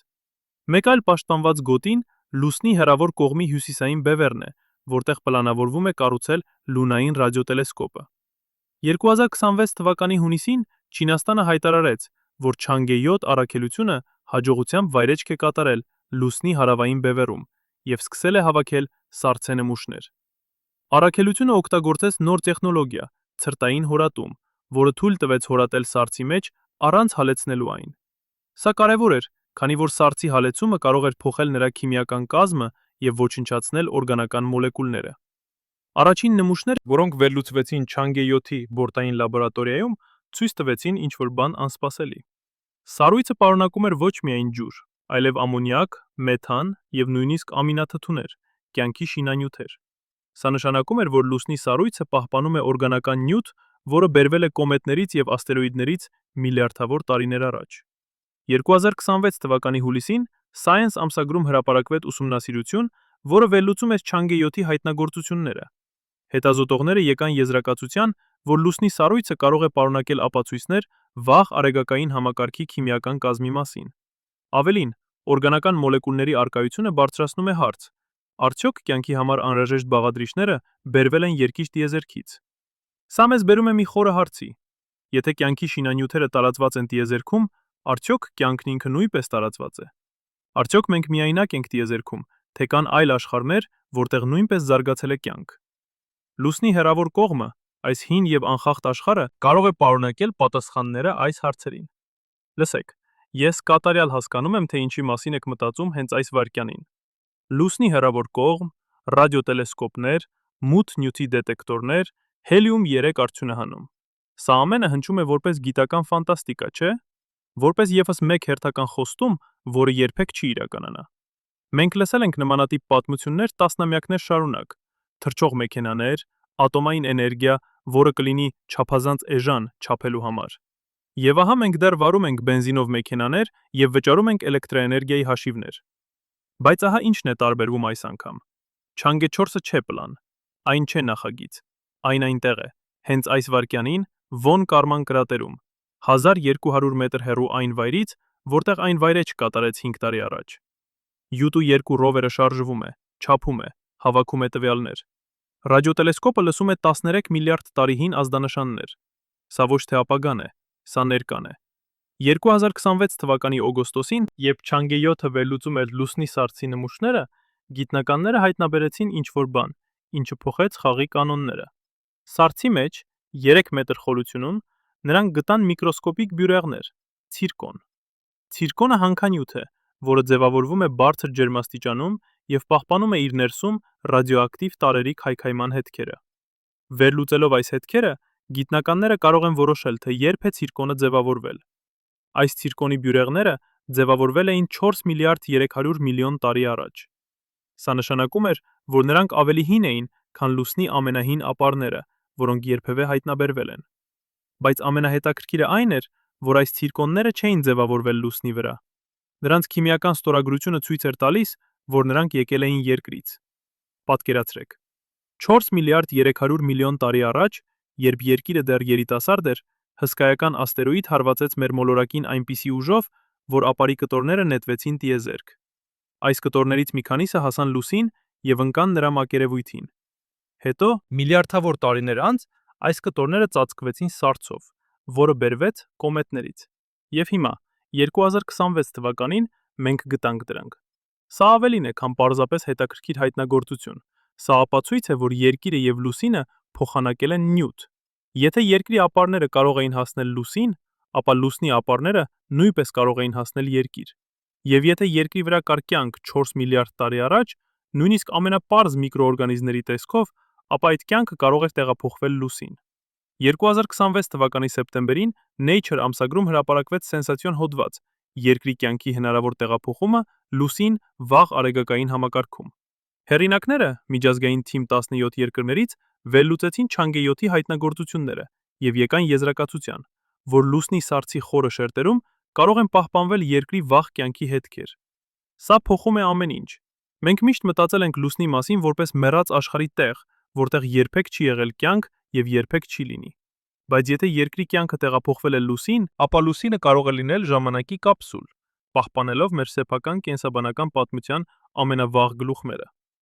Երկրի վրա տեկտոնիկ սալերը, էրոզիան եւ կյանքն ինքը ջնջել են առաջին միլիարդ տարիների հետքերը։ Բայց Լուսնի վրա, սառցի խորը շերտերում, այդ հետքերը կարող են դեռ գոյություն ունենալ։ 2027 թվականի հունվարին ՆԱՍԱ-ն հայտարարեց արտակարգ առաքելության մասին՝ Artemis 6։ Այս առաքելությունը, որը արագացված ժամանակացույցով պլանավորվեց 2029 թվականին, կուղարկի 4 աստղագնաց Լուսնի հարավային բևեռ, հատուկ նպատակով հորատել սառցի խորը շերտերը եւ փնտրել Երկրի վաղ կյանքի հետքեր։ Առաքելությունը կտևի 30 օր, ամենաերկար մարդկային առաքելությունը Լուսնի վրա Ապոլո 17-ից հետո։ Բայց ահա իրականությունը, որի մասին ոչ ոք չի խոսում բարձր ձայնով։ Մենք չգիտենք, թե ինչ կգտնենք։ Կարող է լինել, որ մենք կգտնենք միկրոօրգանիզմների հետքեր։ Կարող է լինել, որ մենք կգտնենք միայն օրգանական մոլեկուլներ, կամ կարող է լինել, որ մենք ոչինչ չգտնենք։ Գիտությունը այդպես է աշխատում։ Մենք չենք գիտենք պատասխանները, մինչև չփորձենք։ Եվ սա է այն, ինչը շատերը չեն հասկանում։ Երբ մենք ասում ենք Լուսնի հեռավոր կողմը կարող է պարունակել կյանքի հետքեր, մենք չենք ասում այն անպայման պարունակում է։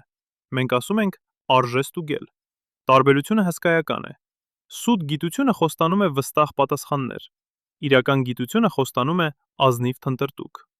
2027 թվականի մարտին Չինաստանը հրապարակեց Չանգե 8 առաքելության մանրամասները։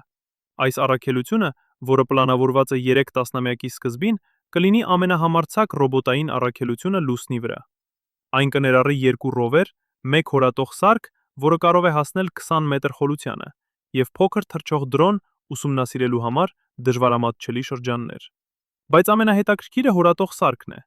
Այն կօգտագործի նոր տեխնոլոգիա ուլտրաձայնային հորատում, որը թույլ կտա հորատել լուսնի կարծր ապարը առանց ջերմացնելու այն։ Ինչու է սա կարևոր։ Քանի որ եթե մենք ջերմացնենք ապարը, մենք կարող ենք ոչնչացնել օրգանական մոլեկուլները, որոնք փնտրում ենք։ Ուլտրաձայնային հորատումը օգտագործում է բարձր հաճախականության տատանումներ, փշրելու համար ապարը առանց ջերմության։ 2027 թվականի ապրիլին միջազգային տիեզերական կայանի վրա կատարվեց փորձ, որը փորձարկեց այս տեխնոլոգիան։ Աստղագնացները օգտագործեցին ուլտրաձայնային հորատող սարք, հորատելու համար մետաղական սալ, որը նմանակում էր լուսնի ապարը։ Փորձը հաջողությամբ ավարտվեց։ Սարքը հորատեց 10 սանտիմետր 3 րոպեում առանց ջերմացնելու մետաղը։ Բայց եկեք ազնիվ լինենք։ Տեխնոլոգիան մի բան է, իրականությունը մեկ այլ բան։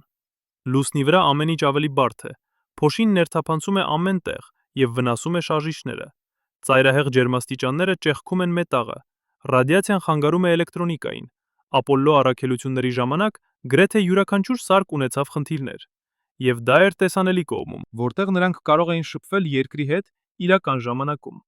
Հեռավոր կողմում ամեն ինչ ավելի բարդ է։ Ռադիոազդանշանները չեն կարող անցնել լուսնի միջով, ուստի յուրաքանչյուր հրաման պետք է փոխանցվի ռելե արբանյակի միջոցով։ Սա ավելացնում է ուշացում։ Եթե ինչ-որ բան սխալ է գնում, դուք չեք կարող անմիջապես միջամտել։ Ռովերը պետք է լինի ավելի ինքնավար, ավելի խելացի։ Եվ ավելի խելացի նշանակում է ավելի բարդ։ Եվ ավելի բարդ նշանակում է ավելի շատ բան, որը կարող է փչանալ։ 2027 թվականի մայիսին Եվրոպական տիեզերական գործակալությունը հրապարակեց ուսումնասիրություն լունային առաքելությունների ձախողումների մասին։ Վերջին 50 տարիների ընթացքում 17 առաքելություն փորձել է վայրէջք կատարել լուսնի հեռավոր կողմում։ Դրանցից միայն 6-ը հաջողվել է։ Մնացած 11-ը կամ կործանվել են վայրէջքի ժամանակ, կամ ձախողվել են անմիջապես դրանից հետո։ Ինչու է հեռավոր կողմը այդքան դժվար։ Մասամբ, քանի որ այն ավելի լեռնային է։ Տեսանելի կողմում կան հսկայական հարթ տարածքներ, ծովերը, որտեղ հեշտ է վայրէջք կատարել, բայց հեռավոր կողմում գրեթե ամենտեղ լեռներ են եւ կրատերներ։ Գտնել հարթ վայր, որը բավականաչափ մեծ է անվտանգ վայրէջքի համար, շատ ավելի դժվար է։ Բայց կա նաեւ մեկ այլ գործոն։ Հեռավոր կողմում ձգողական դաշտը ավելի անհավասար է։ Հիշում եք, մենք խոսեցինք, որ կեղևը այնտեղ 2 անգամ ավելի հաստ է։ Այս հաստ կեղևը ստեղծում է ձգողական անոմալիաներ, վայրեր, որտեղ ձգողական ուժը ավելի ուժեղ կամ ավելի թույլ է։ Երբ տիեզերական ապարատ իջնում է, այս անոմալիաները կարող են փոխել նրա հետագիծը անսպասելի կերպով։ 2019 թվականին հնդկական Chandrayaan-2 առաքելությունը փորձեց վայրէջք կատարել լուսնի հարավային բևեռում։ Վայրէջքի վերջին րոպեներին ապարատը շեղվեց իր հետագծից, հավանաբար ձգողական անոմալիայի պատճառով։ Այն կործանվեց մակերևույթին։ 4 տարի անց Chandrayaan-3 առաքելությունը հաջողությամբ վայրէջք կատարեց նույն շրջանում, օգտագործելով ավելի ճշգրիտ ձգողական քարտեզներ եւ ավելի զգայուն սենսորներ։ Սա է դասը։ Յուրաքանչյուր ձախողում սովորեցնում է մեզ ինչ-որ բան։ Յուրաքանչյուր հաջողություն հիմնված է նախորդ փորձի վրա։ Գիտությունը չէ գծային առաջընթաց։ Այն է 2 քայլ առաջ, 1 քայլ հետ, երբեմն 3 քայլ կողք, բայց ընդհանուր ուղղությունը միշտ առաջ է։ 2027 թվականի հունիսին ճապոնական տիեզերական գործակալությունը հայտարարեց համագործակցության Հնդկաստանի հետ Lunar Polar Explorer առաքելության համար։ Այս առաքելությունը, որը պլանավորված է 3 տասնամյակի կեսին, կուսումնասիրի լուսնի 2 բևեռները միաժամանակ, օգտագործելով 2 ռովեր, որոնք կշարժվեն համաժամանակյան։ Նպատակը համեմատել հյուսիսային եւ հարավային բևեռների սառցի կազմը եւ պարզել, թե արդյոք կան տարբերություններ։ Ինչու կարող են լինել տարբերություններ։ Քանի որ լուսնի հյուսիսային եւ հարավային բևեռները ունեն տարբեր տատնություններ, հարավային բևեռը գտնվում է հարավային բևեռ Aitken ավազանում, հսկայական կրատերում, որը ստեղծվել է 4 միլիարդ տարի առաջ։ Հյուսիսային բևեռը գտնվում է ավելի հարթ տարածքում։ Այս տարբեր երկրադևերը կարող են ազդել սառցի կուտակման վրա։ Բայց կա նաև մեկ այլ գործոն։ Լուսինը թեքված է իր առանցքի նկատմամբ 1 աստիճանով 5-10 րոպե։ Սա շատ փոքր թեքում է, համեմատած Երկրի 23 աստիճանի հետ։ Բայց նույնիսկ այս փոքր թեքումը նշանակում է, որ հյուսիսային եւ հարավային բևեռները ստանում են մի փոքր տարբեր քանակությամբ արևի լույս։ Միլիարդավոր տարիների ընթացքում Այս փոքր տարբերությունը կարող է կուտակվել եւ ստեղծել տարբեր պայմաններ։ 2027 թվականի հուլիսին Չինաստանը եւ Ռուսաստանը ստորագրեցին համաձայնագիր միջազգային լունային հետազոտական կայանի կառուցման մասին։ Համաձայնագիրը նախատեսում էր կառուցել կայանը 3 փուլով։ Առաջին փուլը 2030 թվականից մինչև 2035 թվականը կներառի էներգիայի մոդուլի եւ առաջին բնակելի մոդուլի կառուցումը։ Երկրորդ փուլը 2035-ից մինչև 2040 թվականը կավելացնի լաբորատորիաներ եւ ռեսուրսների արդյունահանման համակարգ։ Երրորդ փուլը 2040-ից հետո կընդլայնի կայանը, ավելացնելով տիեզերանավահանգիստ եւ ջերմոց։ Բայց ահա հարցը, որը բոլորը խուսափում են տալ. ինչքան կարժենա սա։ Չինական գնահատականները խոսում են 200 միլիարդ դոլարի մասին։ Ռուսական գնահատականները 300 հատականները 300 միլիարդի։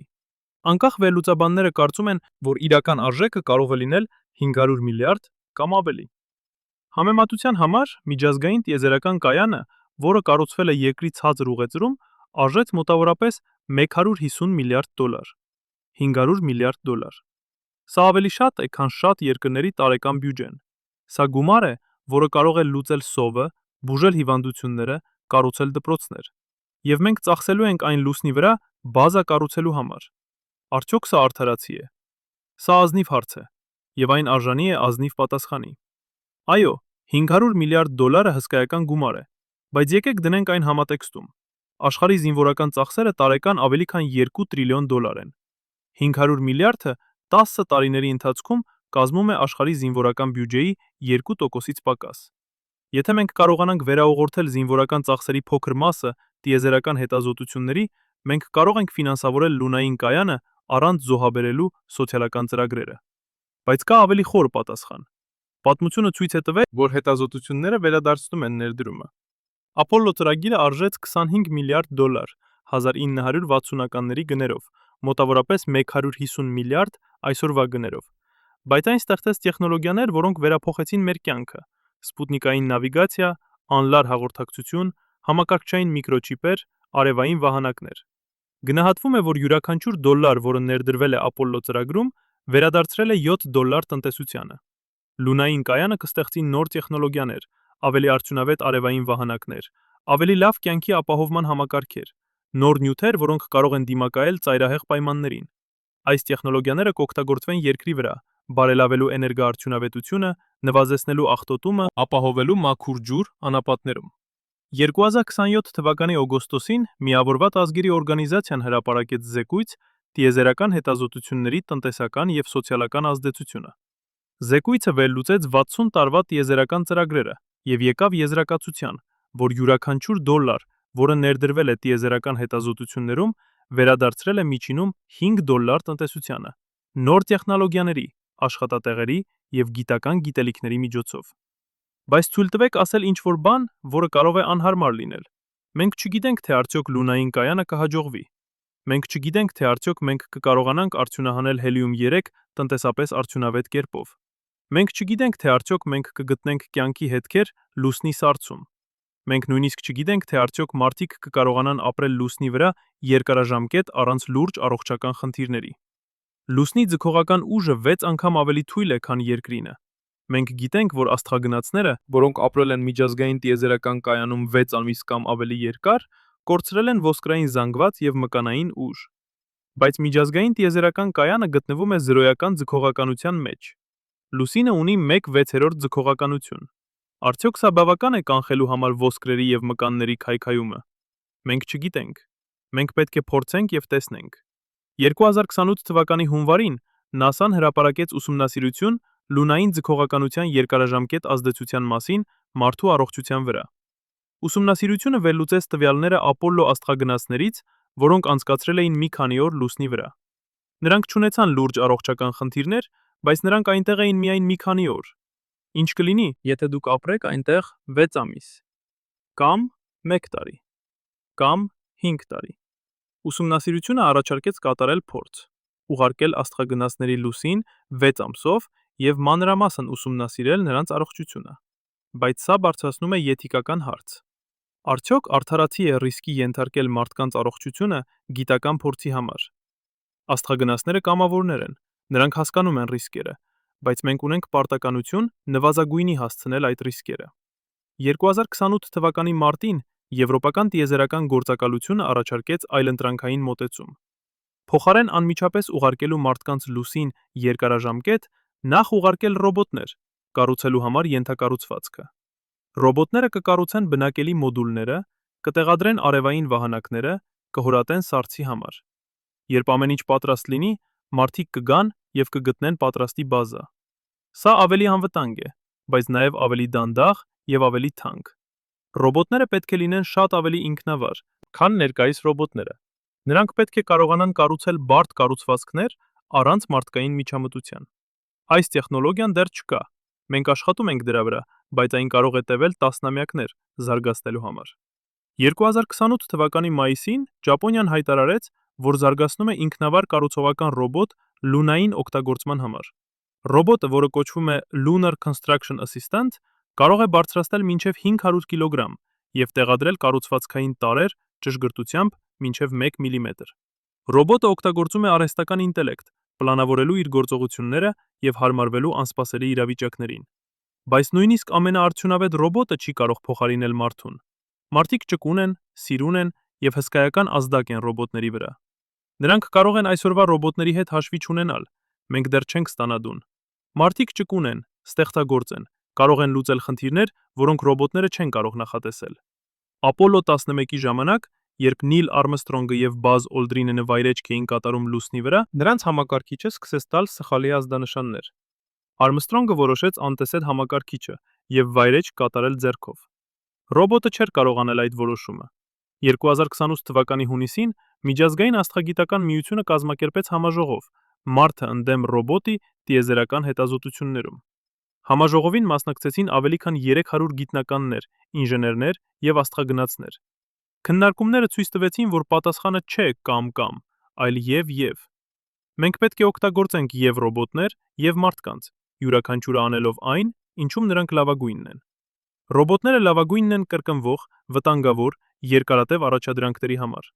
Նրանք կարող են աշխատել 24 ժամ օրը, 7 օր շաբաթը, առանց հանգստի։ Նրանք չեն ձանձրանում, չեն հոգնում, չեն վախենում։ Բայց նրանք նաև չեն ստեղծագործում, չեն հարմարվում, չեն զգում։ Մարդիկ լավագույնն են բարդ որոշումների, ստեղծագործական խնդիրների լուծման, անսպասելի իրավիճակների համար։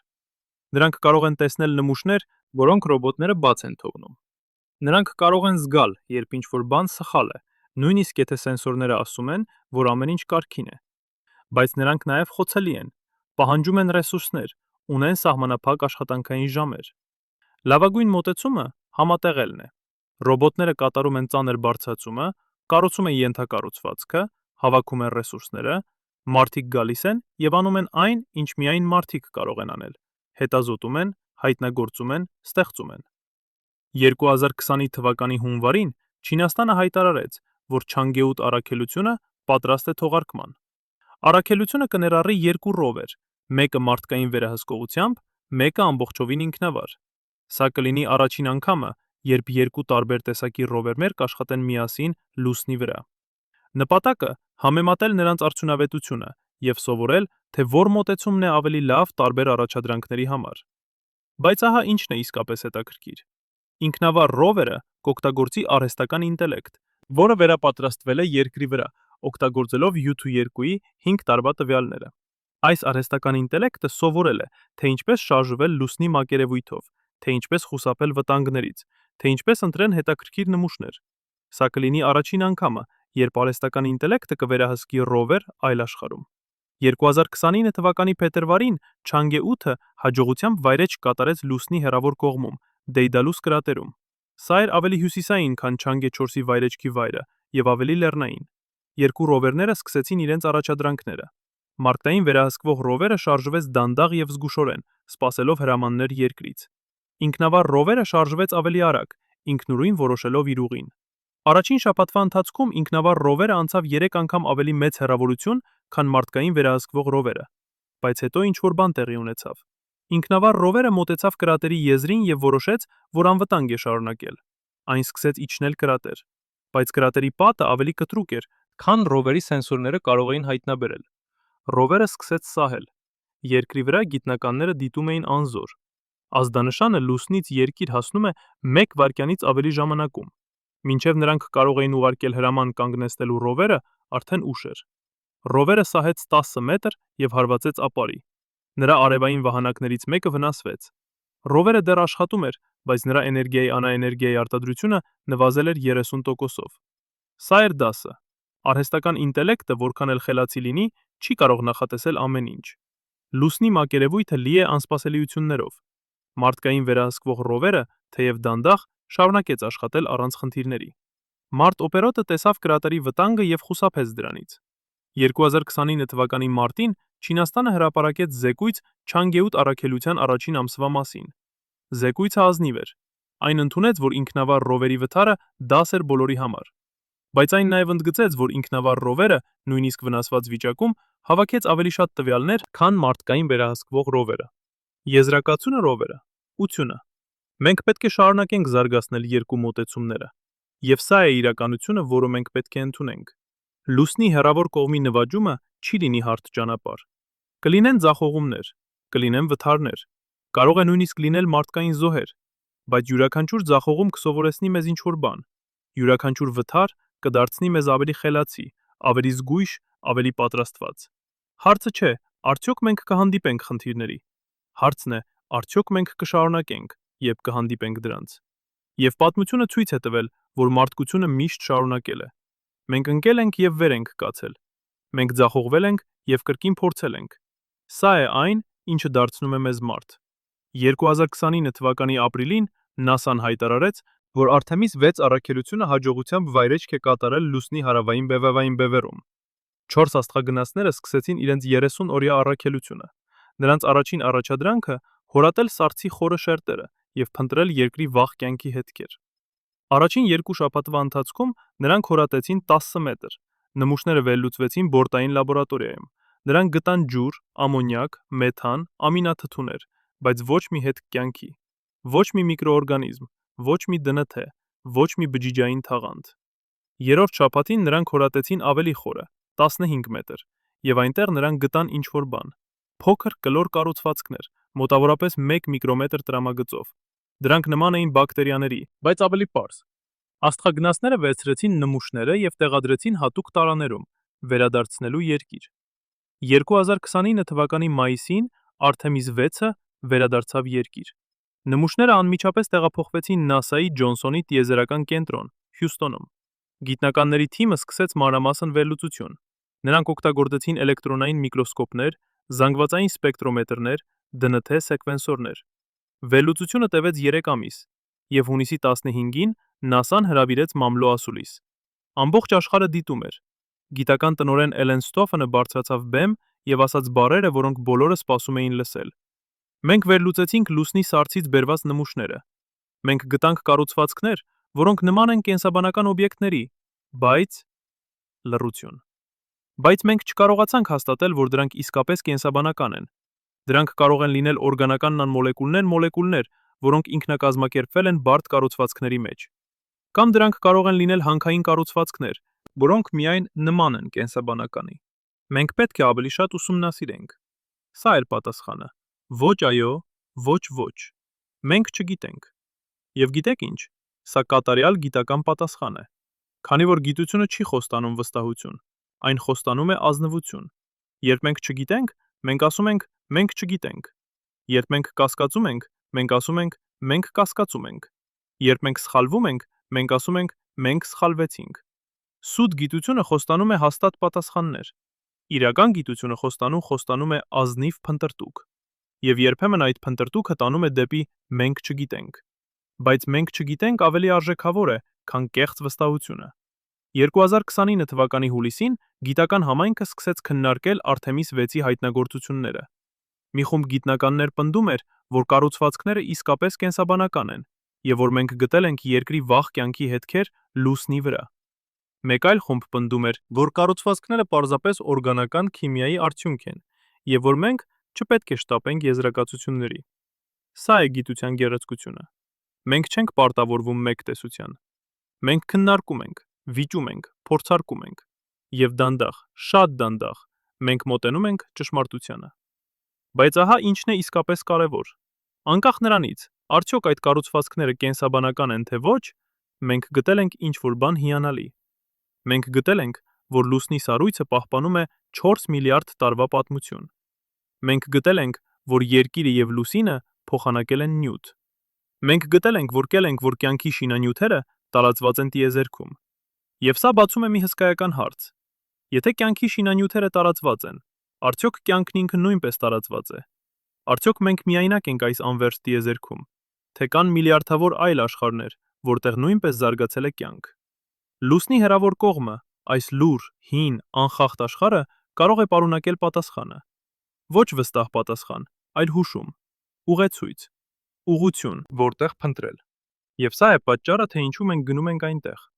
Ոչ միայն ռեսուրսների համար, ոչ միայն գիտության համար,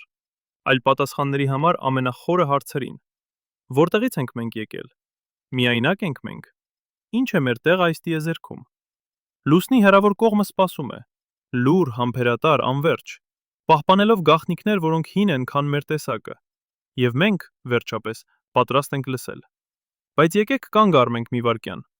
Եկեք հեռանանք տեխնիկական մանրամասներից, առաքելություններից, բյուջեներից։ Եկեք խոսենք ինչ-որ բանի մասին, որը շատ ավելի խորն է։ Երբ դուք նայում եք լուսնին այսօր գիշեր, եթե երկինքը պարզ է, եթե ամպերը թույլ են տալիս, դուք տեսնում եք նույն երեսը, որը տեսել են ձեր նախնիները հազարավոր սերունդներ շարունակ, նախնիները հազարավոր սերունդներ շարունակ։ Նույն լուսավոր սպիտակ երևույթը, որը նրանց տեսած է։ Նրանք տեսան սա ամեն կետ եւ սահուն։ Եթե դուք հայտնվեք կանգնելու մեջ համաճարակով եւ համոզվեք, որ միայն մենք միայնակ ենք, միայն մենք ենք հասանելով նման հնարավորություն, միայն մենք ենք սպասում հեռանալու։ Եվ եթե դուք միանում եք այս քայլով, հայտնվում եք դասախոսի տեղ, որը միայն իր հերթով է տեսել այս բաները, ուստի դուք չեք տեսել մեկը այլևս։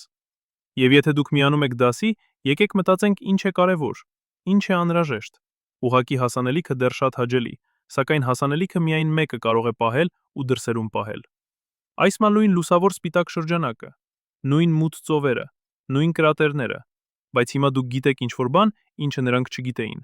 Դուք գիտեք, որ այդ լուսնի մյուս կողմում, այն կողմում, որը դուք երբեք չեք տեսնի ձեր աչքերով, կա աշխարհ, որը պահպանել է 13 միլիարդ տարվա պատմությունը։ Աշխարհ, որտեղ սառցի խորքերում թաքնված են մոլեկուլներ, որոնք հիշում են ժամանակը, երբ տիեզերքը դեռ երիտասարդ էր։ Աշխարհ, որը կարող է պարունակել պատասխանները հարցերին, որոնք մարդիկ տվել են իրենց ամբողջ գոյության ընթացքում։ Սա փիլիսոփայական հարց է, ոչ թե տեխնիկական։ Ինչու է մարդկությունը միշտ նայել դեպի երկինք եւ հարցրել. ինչ կա այնտեղ։ Ինչու ենք մենք ծախսում միլիարդավոր դոլարներ, ռիսկի ենթարկում կյանքեր, նվիրում տասնամյակներ, հասնելու համար վայրեր, որտեղ ոչ մի մարդ երբեք չի եղել։ Պատասխանը չէ պարզապես հետաքրքրասիրությունը, այն ավելի խորն է, այն կապված է մեր ինքնության հետ։ 2014 թվականին ամերիկյան աստղաֆիզիկոս Քարլ Սեյգանի որդին Նիկ Սեյգանը հրապանը հրապարակեց հոդված, որտեղ նա վերլուծում էր իր հոր ամենահայտնի մեջբերումը. մենք եղած ենք տիեզերքի միջոցը ճանաչելու իր ինքնությունը։ Նիքը գրեց. երբ մենք ուսումնասիրում ենք լուսինը, մենք ուսումնասիրում ենք մեր սեփական ծագումը։ Երբ մենք փնտրում ենք կյանք այլ աշխարհներում, մենք փնտրում ենք մեր տեղը տիեզերքում։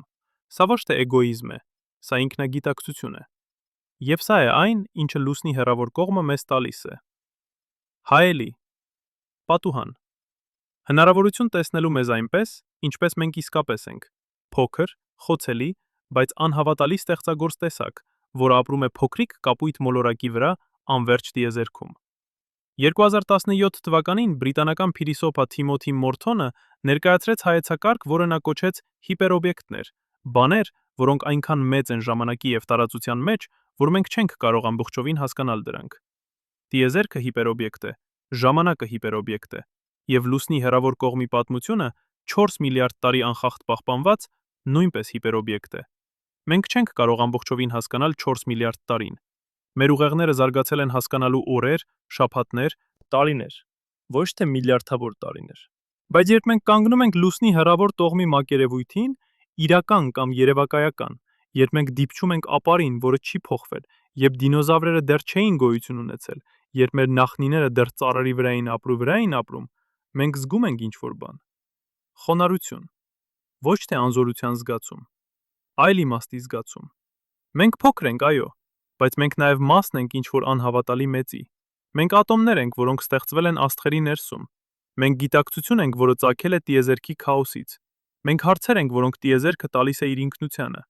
2020 թվականին ճապոնական նեյրոգիտնական Հիրոշի Իշիգուրոն կատարեց փորձ։ Նա ցույց տվեց աստղագնացների լուսանկարներ լուսնի մակերևույթից և չափեց նրանց ուղեղի ակտիվությունը ՖՄՌ սկաներով։ Նա հայտնաբերեց, որ երբ մարդիկ տեսնում են երկիրը լուսնից, այդ փոքր կապույտ գնդիկը սև տիեզերքում, նրանց ուղեղի մի հատուկ շրջան ակտիվանում է։ Այս շրջանը կոչվում է Default Mode Network, ցանց, որը ակտիվանում է, երբ մենք մտածում ենք մեր տեղի մասին աշխարհում, մեր կապերի մասին այլ մարդկանց հետ, մեր ինքնության մասին։ Իշիգուրոն եկավ եզրակացության. Երբ մենք տեսնում ենք երկիրը տիեզերքից, մենք չենք պարզապես տեսնում մոլորակ, մենք տեսնում ենք մեզ, մենք տեսնում ենք մեր տունը, մեր ընտանիքը, մեր տեսակը, եւ մենք հասկանում ենք, որ մենք բոլորս միասին ենք այս փոքրիկ, խոցելի, գեղեցիկ աշխարհում։ Սա է լուսնի հեռավոր կողմի իսկական նշանակությունը, ոչ թե ռեսուրսները, ոչ թե գիտությունը, այլ հեռանկարը, հնարավորությունը տեսնելու մեզ նոր լույսի ներքո։ Բայց ահա ինչն է մենք չգիտենք, եւ սա կարևոր է ասել բարձր ձայնով, քանի որ գիտությունը առաջընթաց է միայն այն ժամանակ, երբ մենք ազնիվ ենք մեր անգիտության մասին։ Մենք չգիտենք, թե ինչպես է ձևավորվել լուսինը։ Հսկայական բախման տեսությունը լավագույն բացատրությունն է, որ մենք ունենք, բայց այն դեռ ունի անհամապատասխանություններ։ Լուսնի եւ երկրի քիմիական կազմերը չափազանց նման են, եթե լուսինը ձևավորվել է հիմնականում թեյայից, այն մոլորակից, որը հարվածեց երկրին։ Բայց նրանք նաև չափազանց տարբեր են։ Եթե լուսինը ձևավորվել է հիմնականում երկրից, 2022 թվականին իսրայելական աստղաֆիզիկոս Ռալուկա Ռուֆուն առաջարկեց նոր տեսություն՝ բազմակի բախումների տեսություն։ Նա ենթադրեց, որ լուսինը ձևավորվել է ոչ թե մեկ հսկայական բախումից, այլ տասնյակ փոքր բախումներից միլիոնավոր տարիների ընթացքում։ Յուրաքանչյուր բախում ավելացրել է նյութ, եւ դանդաղ, շատ դանդաղ լուսինը աճել է մինչև իր ներկայիս չափը։ Սա գեղեցիկ տեսություն է, բայց մենք չգիտենք, թե արդյոք այն ճիշտ է։ Մենք պետք է ավելի շատ ապացույցներ, եւ այդ ապացույցները կարող են լինել լուսնի հեռավոր կողմում, պահպանված հին ապարներում, որոնք հիշում են լուսնի ծնունդը։ Մենք չգիտենք, թե ինչու է լուսնի կեղևը այդքան ասիմետրիկ։ Երկրի ջերմության տեսությունը լավ բացատրություն է, բայց այն չի բացատրում ամեն ինչ։ Ինչու է տարբերությունը ճիշտ 2 անգամ։ Ինչու ոչ 3 անգամ կամ 1.5 անգամ։ Կան այլ գործոններ, որոնք մենք չենք հասկանում։ 2024 թվականին ֆրանսիացի երկրաբան Ժան-Պիեր Վիլյամսը առաջարկեց, որ լուսնի ներսում կարող է լինել ասիմետրիկ կառուցվածք՝ մի կողմում ավելի մեծ երկաթե միջուկ, քան մյուս կողմում։ Սա կբացատրի ձգողական անոմալիաները եւ կեղևի հաստության տարբերությունը։ Բայց մենք չենք կարող ստուգել այս տեսությունը առանց ուղարկելու սեյսմիկ սարքավորումներ լուսնի խորքերը ուսումնասիրելու համար։ Մենք չգիտենք, թե արդյոք լուսնի սառցում կա կյանքի հետքեր։ Արտեմիս 6-ի հայտնագործությունները հետաքրքիր են, բայց անորոշ։ Մենք պետք է ավելի շատ նմուշներ, ավելի խորը հորատումներ, ավելի զգայուն վերլուծություններ։ Եվ նույնիսկ եթե մենք գտնենք ինչ-որ բան, որը նման է կյանքի, մենք պետք է համոզվենք, որ այն իսկապես կյանք է, ոչ թե պարզապես բարդ քիմիա։ Մենք չգիտենք, թե արդյոք մարդիկ կարող են ապրել լուսնի վրա երկարաժամկետ։ 6 ամիս միջազգային տիեզերական կայանում տարբեր է 6 ամսից լուսնի վրա։ Զրոյական ձգողականությունը տարբեր է 1/6 ձգողականությունից։ Մենք չգիտենք, թե ինչպես կազդի լուսնի ձգողականությունը ոսկրերի վրա, մկանների վրա, սրտի վրա, ուղեղի վրա։ Մենք պետք է փորձարկենք եւ տեսնենք։ Մենք չգիտենք, թե արդյոք լունային բազան տնտեսապես արդյունավետ կլինի։ Հելիում 3-ի արդյունահանումը հնչում է խոստումնալից, բայց մենք չգիտենք, թե արդյոք մենք կարող ենք զարգացնել ատոմային ֆուզիայի ռեակտորներ, որոնք օգտագործում են հելիում 3։ Մենք աշխատում ենք դրա վրա տասնամյակներ շարունակ, բայց դեռ չենք հասել։ Եթե մենք երբեք չհասնենք, ապա հելիում 3-ը կլինի անօգուտ։ Մենք չգիտենք, թե արդյոք միջազգային համագործակցությունը կտևի։ Պատմությունը լի է օրինակներով, երբ երկրները համագործակցել են մեծ նախագծերում, բայց հետո քաղաքական լարվածությունները ավելացել են եւ համագործակցությունը փլուզվել է։ Միջազգային տիեզերական կայանը հաջողության պատմություն է, բայց այն կառուցվել է հետսառը պատերազմի դարաշրջանում, երբ երկրները ուզում էին ցույց տալ, որ նրանք կարող են համագործակցել։ Արդյոք լունային կայանը կունենա նույն աջակցությունը։ Սրանք բոլորը անհայտներ են։ Եվ սա է գիտության գեղեցկությունը եւ դժվարությունը միաժամանակ։ Մենք չենք կարող կանխատեսել ապագան։ Մենք կարող ենք միայն պլանավորել, նախապատրաստվել, փորձել։ Եվ երբ մենք ձախողվում ենք, իսկ մենք կձախողվենք, քանի որ բոլորը ձախողվում են, երբ փորձում են ինչ-որ նոր բան, մենք սովորում ենք եւ կրկին փորձում ենք։ Բայց ահա ինչն է մենք գիտենք։ Գիտենք, եւ սա կարեւոր է հիշել, երբ մենք խորտակված ենք զգում անհայտների ծանրությունից։ Մենք գիտենք, որ լուսինը այնտեղ է։ Իրական, շոշափելի, հասանելի։ Ոչ թե երազ, ոչ թե ֆանտազիա, այլ ապար եւ փոշի, սառույց եւ վակուում։ Մենք արդեն եղել ենք այնտեղ։ 12 մարդ քայլել են նրա մակերևույթով։ Մենք կարող ենք վերադառնալ։ Եվ այս անգամ մենք կարող ենք մնալ։ Մենք գիտենք, որ լուսնի հեռավոր կողմը պահպանում է տեղեկատվություն, որը կորել է երկրի վրա։ Յուրաքանչյուր ապար, յուրաքանչյուր կրատեր, յուրաքանչյուր սառցեշերտ պատմություն է։ Եվ մենք սովորում ենք կարդալ այդ պատմությունները։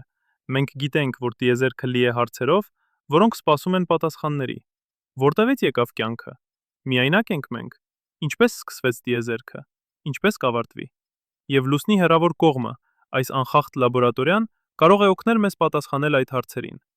Մենք գիտենք, որ մարդկությունը ունի անհավատալի կարողություն համագործակցելու, երբ մենք ընտրում ենք դա անել։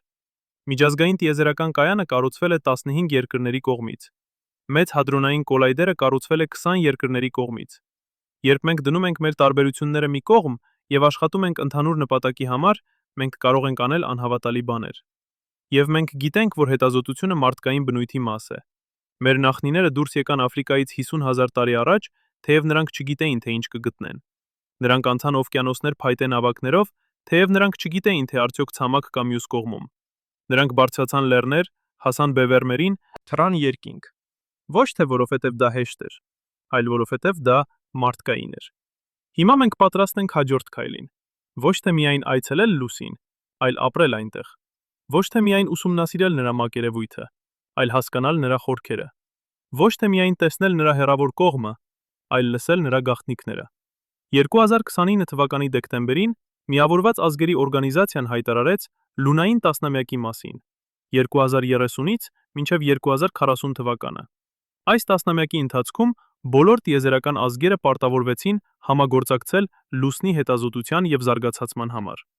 Նպատակը կառուցել մշտական բազա լուսնի հարավային բևեռում, տեղադրել ռադիոտելեսկոպ հեռավոր կողմում եւ սկսել ռեսուրսների արդյունահանումը։ Բայց ամենակարևոր նպատակը, որը հայտարարվեց, էր փիլիսոփայական։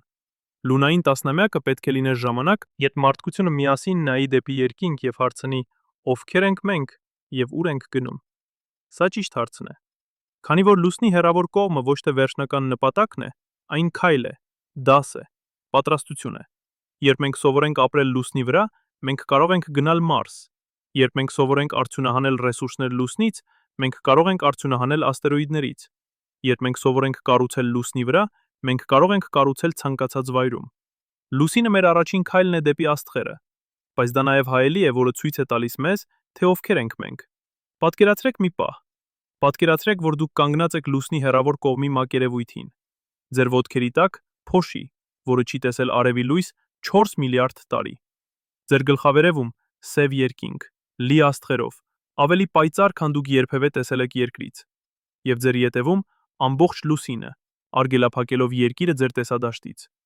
Դուք ամբողջովին միայնակ եք։ Ամենամիայնակ վայրում, որտեղ մարդ երբևէ եղել է։ Ոչ մի ձայն, բացի ձեր սեփական շնչառությունից։ Ոչ մի շարժում, բացի ձեր սեփական սրտի բաբախելից։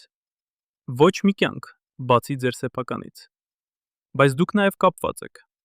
Կապված յուրաքանչյուր մարդու հետ, որը երբևէ նայել է լուսնին եւ երազել։ Կապված յուրաքանչյուր գիտնականի հետ, որը աշխատել է հասկանալու տիեզերքը։ Կապված յուրաքանչյուր ինժեների հետ, որը կառուցել է տեխնոլոգիաներ, որոնք ձեզ այնտեղ բերեցին։ Կապված ամբողջ մարդկության հետ, որը երազել է այս պահի մասին։ Եվ այդ պահին դուք հասկանում եք ինչ-որ բան։ Ինչ-որ բան, որը չի կարող բացատրվել բառերով, բայց որը զգացվում է ամբողջ էությամբ։ Դուք հասկանում եք, որ մենք բոլորս ուղևորներ ենք փոքրիկ կապույտ մոլորակի վրա, որը պտտվում է միջին աստղիշի շուրջ անվերջ տիեզերքում։ Մենք բոլորս ունենք միևնույն ծագումը՝ աստղերի փոշին, որը դարձավ ատոմներ, որը դարձավ մոլեկուլներ, որը դարձավ բջիջներ, որը դարձավ մենք։ Դուք հասկանում եք, որ տարբերությունները, որոնք մենք տեսնում ենք միմյանց մեջ, ազգություն, կրոն, լեզու, մշակույթ, այդ բոլորը մակերեսային են։ Խորքում մենք բոլորս նույնն ենք։ Նույն դենթի են, նույն կարիքները, նույն երազները։ Դուք հասկանում եք, որ երկիրը, այդ փոքրիկ կապույտ գնդիկը, որը թաքնված է լուսնի ետևում, միակ տունն է, որ մենք ունենք։ Միակ վայրը ողջ տիեզերքում, որտեղ մենք գիտենք, որ կա կյանք, եւ մենք պետք է պաշտպանենք այն։ Բայց դուք նաև հասկանում եք, որ մենք չպետք է սահմանափակվենք մեկ մոլորակով։ Մենք ունենք կարողություն տարածվելու, հետազոտելու, ստեղծելու նոր տներ, նոր աշխարհներում։ Ոչ թե որովհետև մենք պետք է լքենք երկիրը, այլ որովհետև մենք պետք է ապահովենք, որ մարդկությունը կշարունակվի, նույնիսկ եթե ինչ-որ բան տեղի ունենա մեր տան հետ։ Սա է լուսնի հեռավոր կողմի իսկական ուղերձը։ Ոչ թե մենք պետք է գնանք այնտեղ, քանի որ մենք կարող ենք, այլ մենք պետք է գնանք այնտեղ, քանի որ մենք պետք է։ Պետք է հասկանալու մեր ծագումը, պետք է պաշտպանելու մեր ապագան, պետք է պատասխանելու հարցերին, որոնք սահմանում են մեզ որպես մարդ։ 2030 թվականին, երբ առաջին մարդիկ կապրեն միջազգային լունային հետազոտական կայանում, երբ առաջին ռադիոտելեսկոպը կսկսի լսել տիեզերքի ամենավաղ ազդանշանները, երբ առաջին հորատումները կհասնեն լուսնի սառցի ամենախորը շերտերը, մենք կլինենք մի քայլ ավելի մոտ այդ պատասխաններին։ Բայց գուցե ամենակարևոր պատասխանը, որը մենք կգտնենք, չի լինի գիտական։ Գուցե դա կլինի փիլիսոփայական։ Գուցե մենք կհասկանանք, որ հարցերը ավելի կարևոր են, քան պատասխանները, որ փնտրտուքը ավելի կարևոր է, քան գտնելը, որ ճանապարհորդությունը ավելի կարևոր է, քան նպատակակետը։ Գուցե մենք կհասկանանք, որ մենք չենք ուսումնասիրում տիեզերքը նվաճելու այն։ Մենք ուսումնասիրում ենք այն հասկանալու մեր տեղը նրա մեջ։ Մենք չենք գնում լուսնի հեռավոր կողմ տիրապետելու նրան։ Մենք գնում ենք այնտեղ սովորելու նրանից։ Եվ գուցե ամենակարևորը, մենք կհասկանանք, որ մենք չենք միայնակ։ Ոչ այն իմաստով, որ կան այլ մոլորակային քաղաքակրթություններ, թեև դա հնարավոր է, այլ այն իմաստով, որ մենք բոլորս կապված ենք։ Յուրաքանչյուր մարդ երկրի վրա, յուրաքանչյուր կենդանի, յուրաքանչյուր ատոմ, յուրաքանչյուր ուր աստղ։ Մենք բոլորս մասն ենք մեկ տիեզերքի, որը փորձում է հասկանալ իր ինքնությունը։ եւ երբ դուք կանգնում եք լուսնի հեռավոր կողմի մակերևույթին, երբ դուք նայում եք վեպի աստղերը, երբ դուք զգում եք այդ կապը, դուք հասկանում եք, որ մենք ոչ թե փոքր ենք, մենք անվերջ ենք, քանի որ մենք տիեզերքի մասն ենք, եւ տիեզերքը անվերջ է։ Հիշում եք, թե ինչպես սկսեցինք։ Հենց այս մարկյանին, երբ դուք կարդում եք այս տողերը, ձեր գլխավերևում 38000 կիլոմետր բարձրությամբ պտտվում է մի աշխարհ, որի կեսը դուք երբեք չեք տեսել։ Բայց հիմա դուք գիտեք, թե ինչ կա այնտեղ։ Դուք գիտեք պատմությունը, գիտությունը, հնարավորությունները։ Դուք գիտեք, որ այդ անտեսանելի կողմը պահպանում է գաղտնիքներ, որոնք կարող են փոխել մեր հասկացողությունը տիեզերքի, կյանքի եւ մեր սեփական տեղի մասին։ Եվ գուցե հենց հիմա, երբ դուք նայում եք լուսնին, դուք տեսնում եք այն մի փոքր այլ կերպ։ Ոչ թե միայն լուսավոր շրջանակ գիշերային երկնքում, այլ հայելի, պատուհան, հրավեր։ Հրավեր հասկանալու, որ մենք ավելին ենք, քան մեր փոքր կյանքերը, մեր փոքր խնդիրները, մեր փոքր աշխարհը։ Մենք մասն ենք ինչ-որ անհավատալի մեծի, ինչ-որ բանի, որը սկսվել է 13 միլիարդ տարի առաջ մի կետից, փոքր քան ատոմը, եւ ընդլայնվել է դառնալու անվերջ տիեզերք։ Եվ այդ տիեզերքում, այդ անվերջ տարածության եւ ժամանակի մեջ մենք այստեղ ենք, հենց հիմա, այս պահին։ Կարդալով այս բառերը, մտածելով այս մտքերը, երազելով այս երազները։ Արդյոք սա հրաշք չէ։ Արդյոք սա բավական պատճառ չէ նայելու դեպի երկինք եւ ասելու. այո, մենք պետք է գնանք այնտեղ։ Ոչ թե որովհետեւ դա հեշտ է, այլ որովհետեւ դա մարդկային է։ Լուսնի հեռավոր կողմը սպասում է։ Լուր, համբերատար, անվերջ։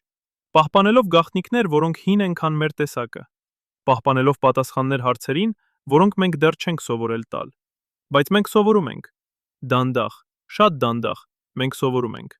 Եվ մի օր, ոչ թե հեռավոր ապագայում, այլ մեր կյանքի ընթացքում մենք կկանգնենք այնտեղ։ Մենք կդիպչենք այդ հին ապարին։ Մենք կլսենք այդ տիեզերական լռությունը, եւ մենք կհասկանանք վերջապես, թե ինչ նշանակում է լինել մարդ այս անվերջ, գեղեցիկ, Առեղծվածային տիեզերքում։ մինչև այդ օրը նայեք դեպի լուսինը եւ հիշեք, որ նրա անտեսանելի կողմը սպասում է մեզ։ Սպասում է մեզ հայտնաբերելու, հասկանալու, դառնալու մասը ինչ-որ բանի, որը ավելի մեծ է, քան մենք երբևէ երևակայել ենք։ Քանի որ վերջում լուսնի հեռավոր կողմը ոչ թե վայր է, այն հայելի է, եւ այն, ինչ մենք տեսնում ենք այդ հայելում, մենք ինքներս ենք։ Անվերջ հնարավորությունների տեսակ, անվերջ հետաքրքրասիրության տեսակ, անվերջ երազների տեսակ, տեսակ, որը նայում է դեպի աստղերը եւ ասում է. մի օր, եւ այդ օրը գալիս է։